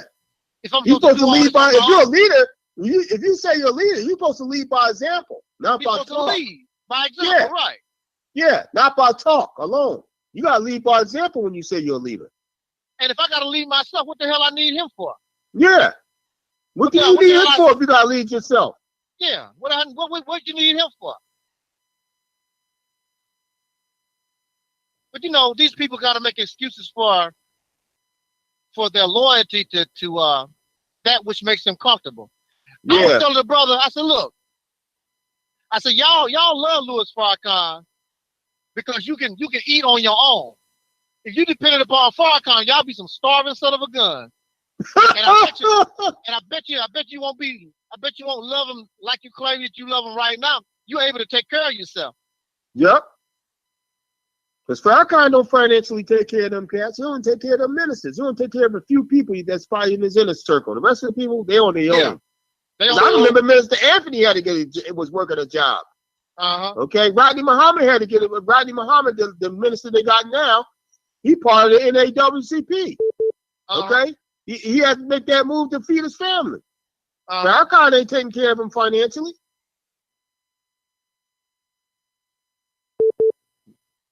I know all the ministers I've ever known was working a job. Yeah, well, under Elijah Muhammad, under Mr. Muhammad, the ministers didn't work a job. They was getting paid a salary. Mr. Muhammad took care. I'll give him. You know the discrepancies and the mistakes that Mr. Muhammad made. But one thing Mr. Muhammad did, he did take good care of his ministers. He did take care of people that was helping him. I gotta give him credit for that. Yeah, but how if you don't take care of your ministers, how are they going to have the time to help make your organization grow? That's why it's stagnated, brother. Yeah. You notice they ain't make no progress. They can't make no progress. Yeah. Because Farrakhan has no intention of really building the Nation of Islam. He's trying to build him and his family up. That's what that is. Okay, brother. That's what it's about. Yeah, he think about him and his family comfort zone. Okay, he ain't really think about them guys like that. If anybody believes they think about them, they are oxymoron. I heard him give a speech, and he was talking about bringing the Farrakhan family and the Muhammad family, Elijah Muhammad's people, bringing it together to make it, like one. Yeah. And I'm like, okay, I was talking to my relatives, and I said, do you see that there's something missing in this equation? And they was like, what's missing in the equation, boy? What'd you tell them? I said, I said, Farrakhan doing all this uniting the Farrakhan Muhammad family, when he's not talking about y'all at all. What about you guys? Yeah, y'all the ones that made the sacrifice. Right. He's talking about how he's taking care of the Farrakhan Muhammad family and how to financially, economically build. I said, where you guys at? Yeah, and what about this? What about Malcolm's family? Huh? Nobody, you thought about that? Malcolm's family made a sacrifice, brother. They still suffering today, brother. Yeah, what about Malcolm's family? For y'all for getting involved, for the nation involvement in the assassination of Malcolm X's family. I mean, Malcolm X, they need to take care of Malcolm's family for the rest of their life, forever. Well, also, Farrakhan is claiming the title Nation of Islam, but he does not have any legal right to the Nation of Islam. That's why he has no claim over the intellectual property. Anybody can produce. Yeah, that's true. Message to the black man and all that. That's true, because I know you got different people that got their own message to the black man. Yeah. You got what's that brother? Mipps, Secretary Mipps got his own books. Okay. Yeah. He produces message to the black man and all that stuff. You got a lot of people that's doing that. Yeah. Yeah, Farrakhan has no monopoly of the intellectual property of the NOI. That's a truth. That's a fact. Because he was nothing but like an employee of a business. Yeah. The only one that had the right to those things was Wardi Muhammad and his family. Yeah. That's true. Farrakhan didn't have nothing to do with that. Nope. But they don't care nothing about the stuff no more. So anybody can grab it and use it how they want. Yeah. I'm gonna tell you, Farrakhan got the title NOI, but he's not the NOI, brother. That died with Elijah Muhammad, brother. Yeah, that died with Mr. Muhammad. And actually, Wardee put a nail in the coffin because he just dismantled it. You know. Yeah, he dismantled that, brother. Yeah, he dismantled it. He dismantled that. And it's part of the reason why he dismantled some of that stuff, because a lot of them cats was stealing and all that stuff, and there was a lot of corruption going on. So that's why he disbanded that. That was one of his reasons. He stated that in he stated that in it's public knowledge. He stated it. Mm-hmm. There was several reasons why he did it. And see, look at this, brother Daniel. Why would you, after Elijah Muhammad died or he escaped death or whatever the hell y'all claim, okay? Why would you choose Wardee Muhammad to be your leader when you know this man don't even believe in his daddy's teaching? Why would they do that? Brother, maybe, well, how can I say this? Okay, one minister told me this, brother. Mr. Jeremiah told me this, brother. He said the reason why he supported Imam Wardee Muhammad when he took over his power. I got to state the truth, brother. You want me to tell the truth about that?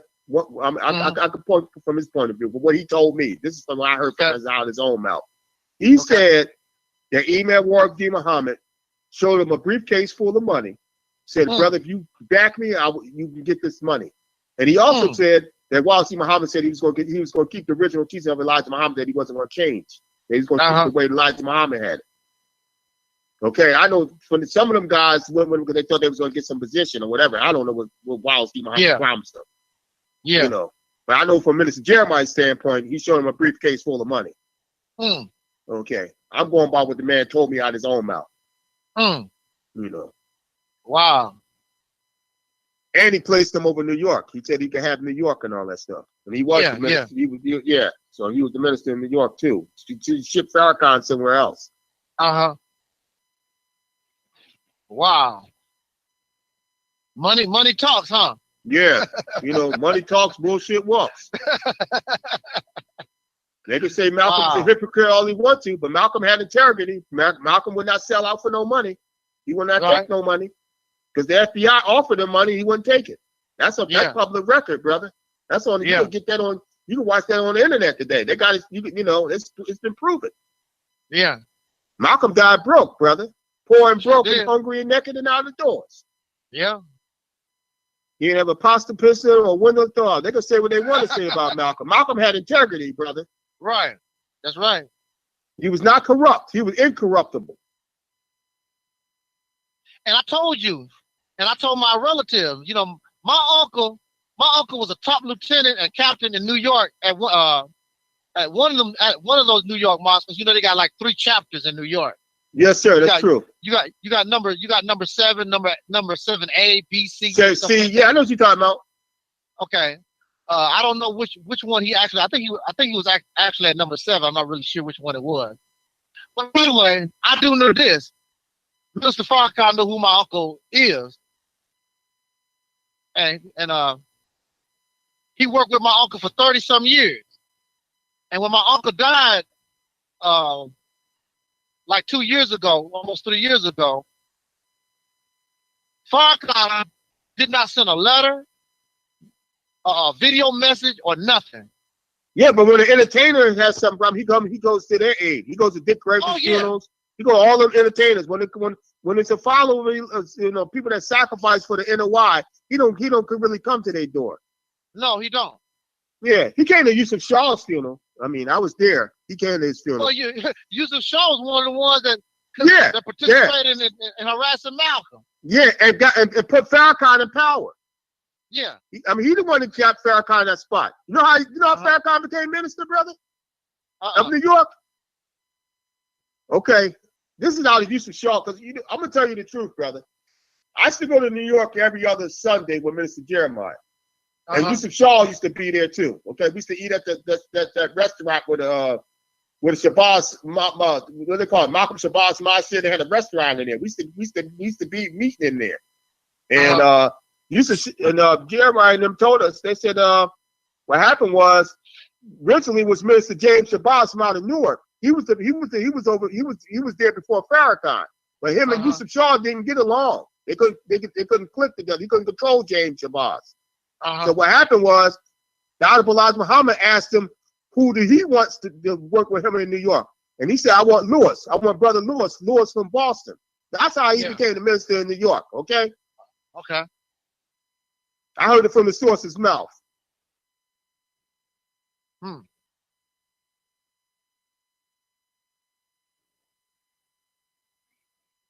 Well, you know, like I said, I told my relatives, you know, when Farrakhan didn't acknowledge the death of my uncle after 30 years of working, you know, sacrifice. I said, don't they tell you what kind of the integrity of this person?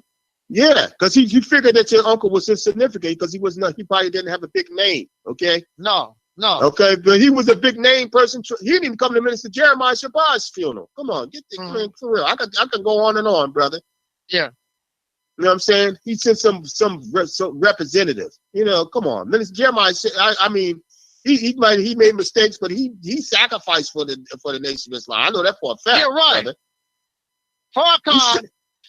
Farrakhan is the commander-in-chief, and you know, like I told you, my uncle gave 30 years. You cannot acknowledge my uncle, you know? Yeah. You know why? Because he probably wasn't a big name. But I bet you if he would have been an entertainer, he would have came to the funeral. Oh yeah, see? If you was Jay-Z, he would have came to the funeral or some crap like that. That's how Farrakhan operate. Farrakhan is a fraud, brother. Yeah, he's a fraud. I told you when I met that man, I met him 2 times on 2 occasions. No, I met him more than 1 occasion. But I shook his hand like 2. I felt that you can tell somebody's plastic or phony. Okay. I didn't feel no genuine. I didn't feel no realness from him. He seemed plastic to me. I'm just keeping it real, brother. Yeah. He seemed like he was plastic. They was fake to me. That's what I got out of it.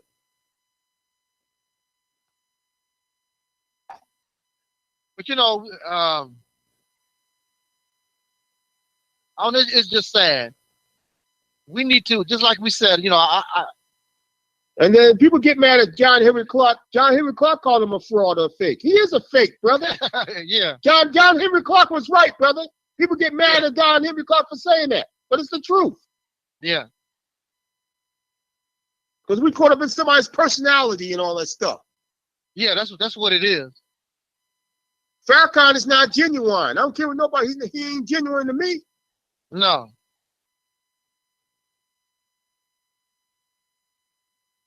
He tried to go to Muhammad Ali's funeral. Okay, he went to boxing Muhammad Ali. He wanted to go, but he thought he was going to say something. I'm glad he didn't get to say nothing. He thought he was going to say something at Aretha Franklin's funeral. Yeah, I think he tried to go to Muhammad Ali's funeral. Didn't he try to go to Muhammad Ali's funeral? I don't know. He did. Yeah, he tried to say something. Yeah, he went to Aretha Franklin's funeral, but he won't go to his own followers' funeral. I know a brother named There's a brother named Brother Willie in Philly. He said he's been with Farrakhan for I don't know how long with. That brother passed away not too long, like I think a year or 2 years ago. He ain't come to his funeral. That brother sacrificed. Yeah. That brother lost limbs and legs. He was a diabetic. Yeah, we talking about people. Yeah, we talking about people that done gave 30, 35 years. Yeah, this brother gave a lot of years. I mean, he's one of them. Yeah. And you don't, and it's not like Farrakhan know who my uncle is. He knows who he is. He know my family. He knows. They know me. I told you, I was there when the man was speaking to 20 to 30 people in a crowd. Okay. Yeah, I know you was because I know you know Akbar. You know his right hand man.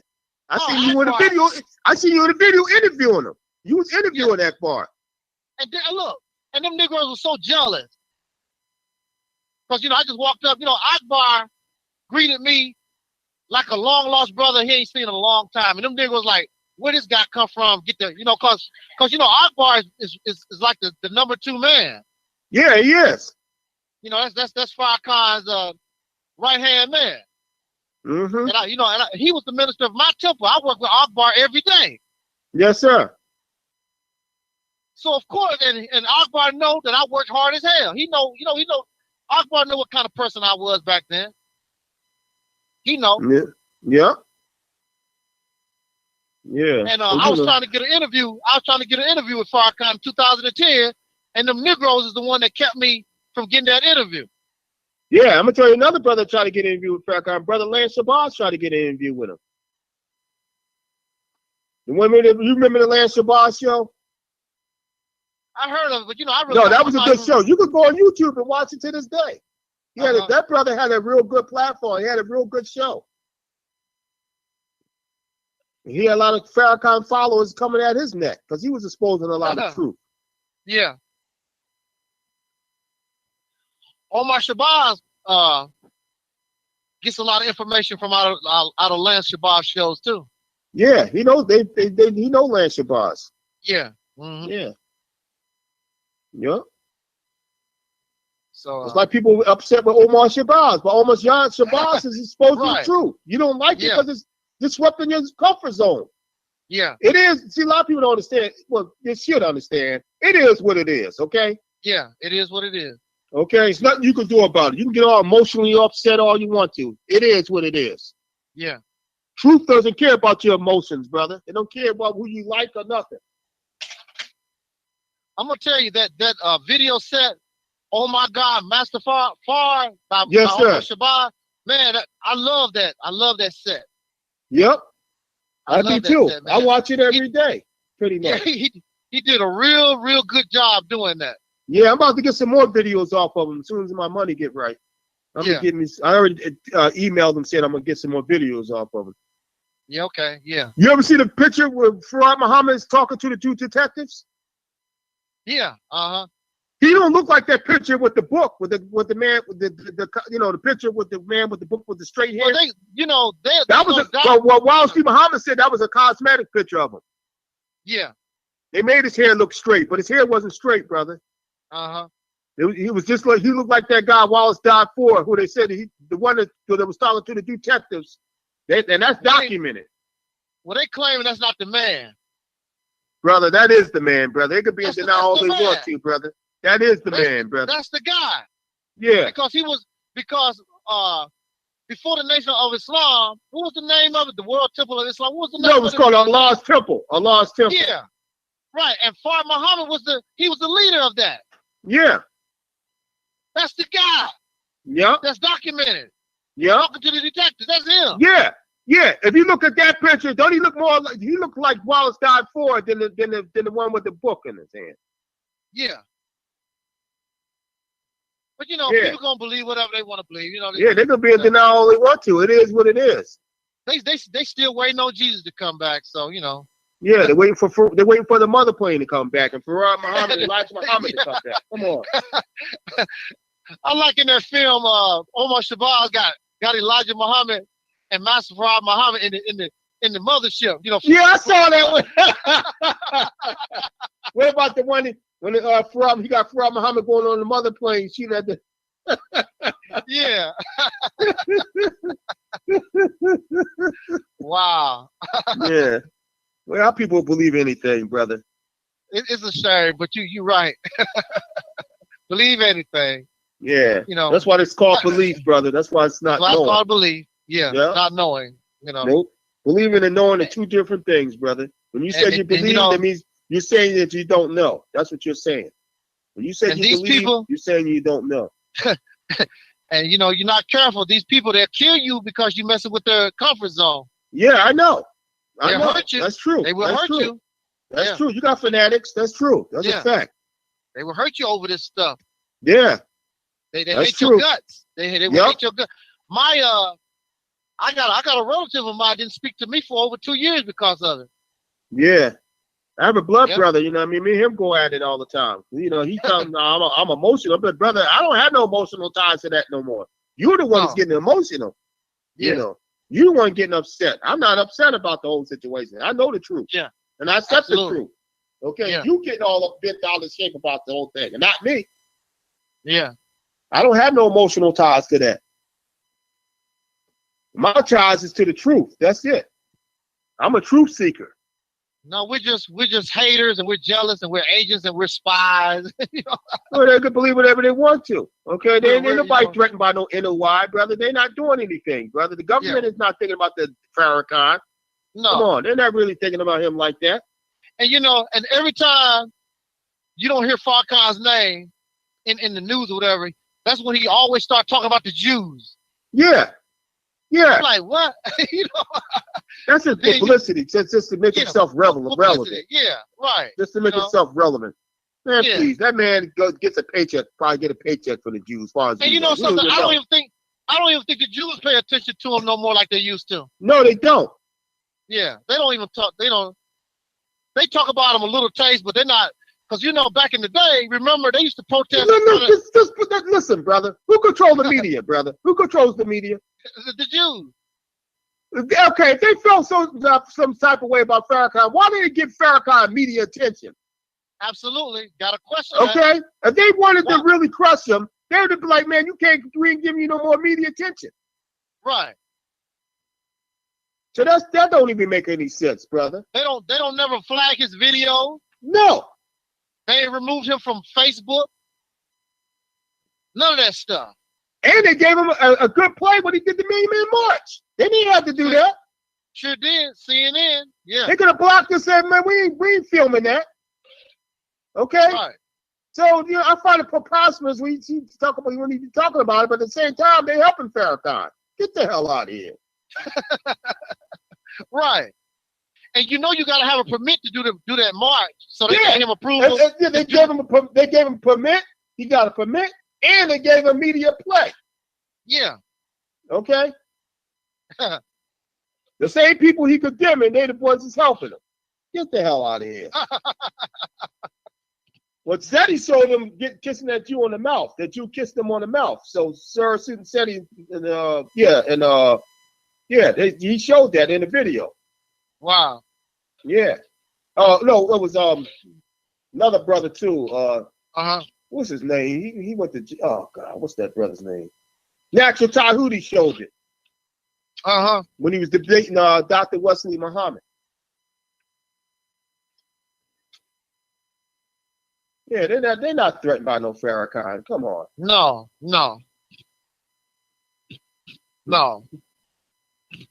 He's an old man. They need to go sit down somewhere. You haven't done nothing. You've been incompetent. You haven't done anything. Right. Okay? Absolutely. Go retire somewhere. And you know, he don't even give none of his younger people no shine.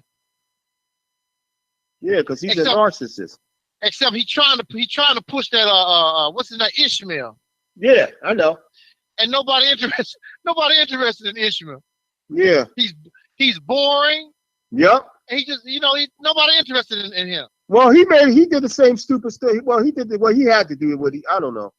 When he got rid of Khalid Muhammad, you know, Dr. Khalid Muhammad, you know. Oh, Ishmael took his place, basically, right? Yeah. Huh. But people ain't really, people look at him like a clone. He like a Farrakhan. He do the same thing like Farrakhan. Like, you just, you know, like he ain't got his own style, and you know. Because I know Farrakhan said, you know, try to push him, try to get the people to listen to Ishmael, and you know, everybody said, yeah, well, whatever. You know, they're not interested in him like that. You know, no, he would be better pushing, you know, Wesley or no, he better pushing the other guy. What's that guy's name? I know his name when I hear Nuri. Yeah. He better push Nuri. Because you know, Nuri even have that Farrakhan look. You know? Yeah, he do. But you know, but Nuri still don't. Nuri is good, but he still don't. Nuri got his own style. Nuri got his own style. He ain't trying to mimic Farrakhan. He got his own style. Yeah. He got his own charisma. But he don't have that. He still don't have that that you know. He still don't have that draw. You know, like that personality thing. They can't trust Dr. Khalid Muhammad. None of them could trust Dr. Khalid. I'm sorry. And I rode in the car with Dr. Khalid Muhammad when he came to Temple University, and I felt the difference between him and Farrakhan. Khalid Muhammad was more genuine than me. I mean, my experience. He was a little more real. I didn't really get a chance to talk to him, you know. Matter of fact, when I met Khalid Muhammad, he was Harold X. Oh, okay. Okay. He was the minister of 27 in Los Angeles. Yes, sir. You know, when I met, I didn't really get a chance to really, you know, talk to him. Yeah. But I was driving trucks back then, and I used to go to the temple there all the time. Yeah. And they, you know, they lost that temple. I know, and that was a nice temple. Yeah, that was a beautiful temple, man. You know why they lost that temple, right? Yeah, because they had to give it up so they could get Chicago. They had to give all their money to Chicago. How you gonna maintain? How you gonna maintain a temple and you gotta give all your money to Chicago? Right. And I asked Minister Jeremiah when when Elijah Muhammad was around. I said, Brother Minister, when Mr. Muhammad was around, did you have to give all your money to Chicago? He told me no. Elijah Muhammad didn't take all their money. They had money to build their city up, and they gave a percentage of their money to Chicago, but they didn't give up all their money to Chicago. Yeah. But Farrakhan got them guys giving all their money to Chicago. To Chicago. It all goes to Chicago. That's why they can't. They're not gonna. They're about to fold up, brother. They're gonna be like. I had a problem early with that because I was asking the ministers of my temple. I'm like, damn, if all this money going to Chicago, what we gonna do here? What'd they say? Nobody never really gave me an answer. Yeah, but Farrakhan is nothing but a Muslim Creflo Dollar, TJ Jakes, TJ Fakes. Oh well. Yeah. Anyway, I just want to let people. I mean, those who listen, let them listen. Those who want to keep doing what they're doing, so be it. I just want, you know, I just wish I had the opportunity, like somebody like you and me. I could have had a chance to listen to them, so I could have made a better decision. Same here. Same here. You know, I wish I would have ran to somebody that was like me, that would, I did have a relative. I mean, she kind of tried to give me hints and all that stuff. But she was in the NOI too. I'm not gonna give her name out, but yeah. But I at the time I wasn't trying to I wasn't trying to hear what she was trying to say.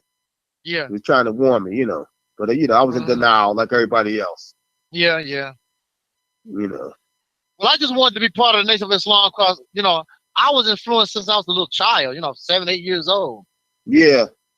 And I mean, overall, it's a beautiful thing, really. It's a beautiful thing. I love being with the brothers and sisters in the brotherhood. Yeah, they got good brotherhood. They got good. Well, when I was in, it was a good brotherhood. I don't know about what's hitting for now. Yeah, I heard it's like a little different. It's like a little more commercial. It's not real. So I don't, I know people that's still in the ranks, and they tell me that it's not like it was when I came in. Yeah. Man, I'm gonna tell you, my first Savior's Day was Savior's Day 1982. Oh, okay. Yes, sir. And man, when you go to on Savior's Day itself, when Farrakhan spoke, right? Yes, sir. You had all the brothers in their uniforms, and you had the sisters in there white. Man, I'm like, wow, this is some powerful stuff. So you gotta remember though, brother, the time when me and you was in there, Farrakhan still had a lot of people that was in the nation prior to 1975. So they was able to, so they knew how to originally act and treat you. Because I know when Elijah Muhammad was around, I heard they had a tight brotherhood.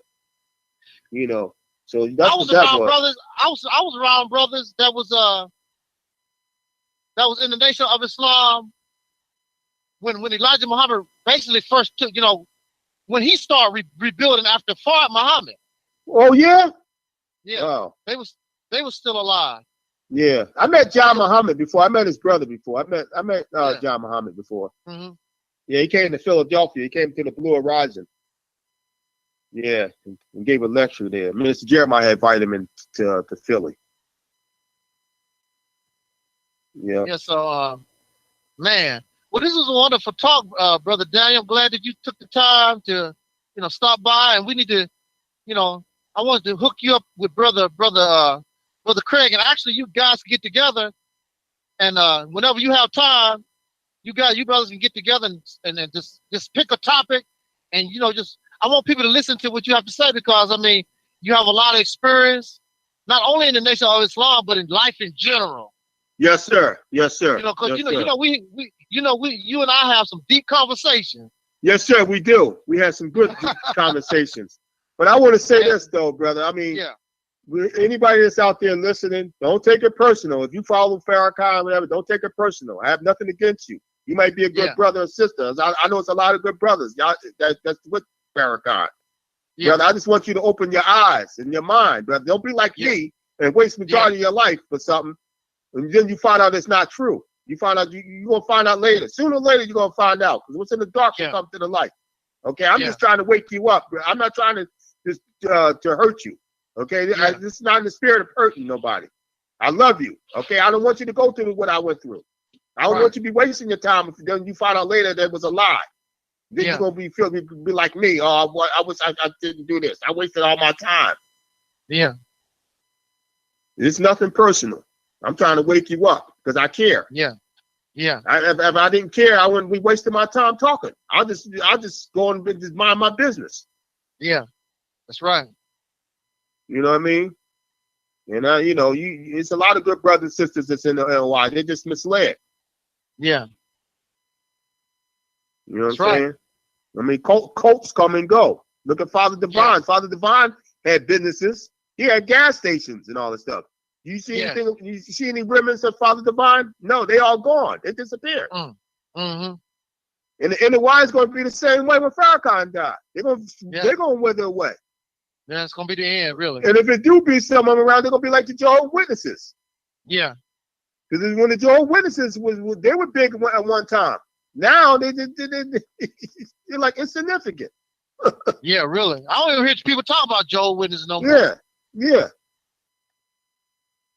You know, I just want the brothers to wake up and sisters. Yes. You know what I'm saying? Wake up. Stop. You don't need to follow no leader, brother. You don't need to. You got your own brains. You don't need to follow him.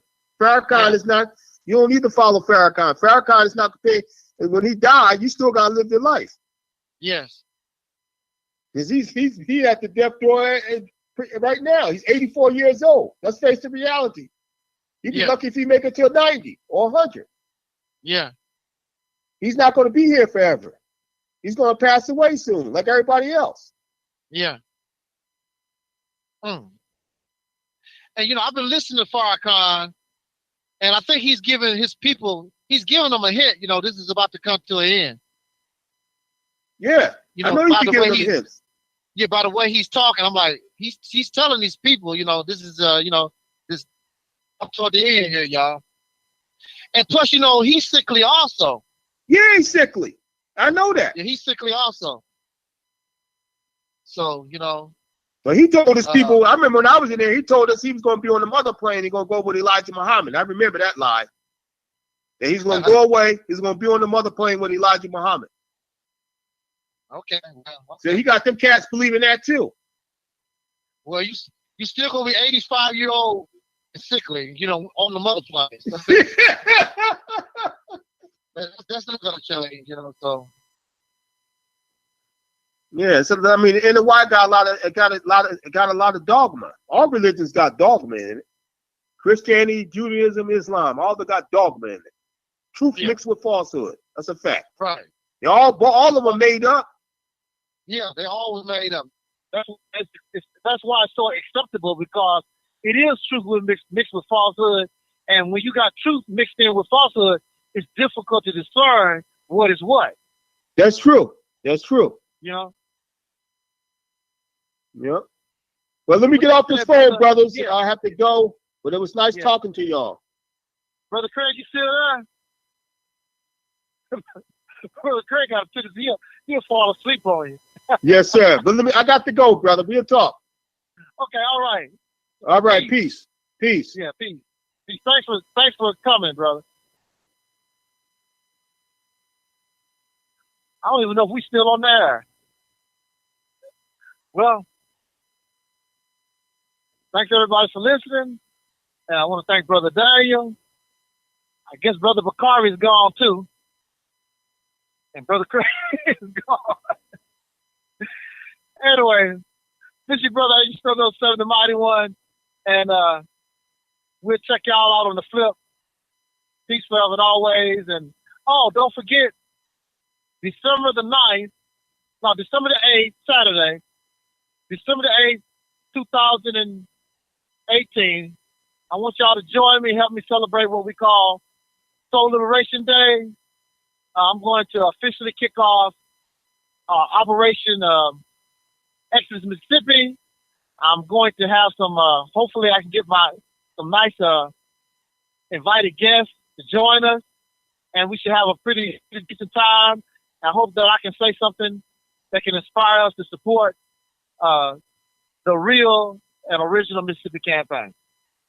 That's December the 8th, 2018. That's Saturday at 3:30, and I hope to see you there. And perhaps this weekend I can do that video lesson about is there a life after death? Should we fear death? Maybe next Saturday on Operation Exodus Mississippi channel. With that said, y'all, I'm already 5,000. Thank you for listening. And as Dark Cornelius always say, I wish us love, peace, and soul. And we out.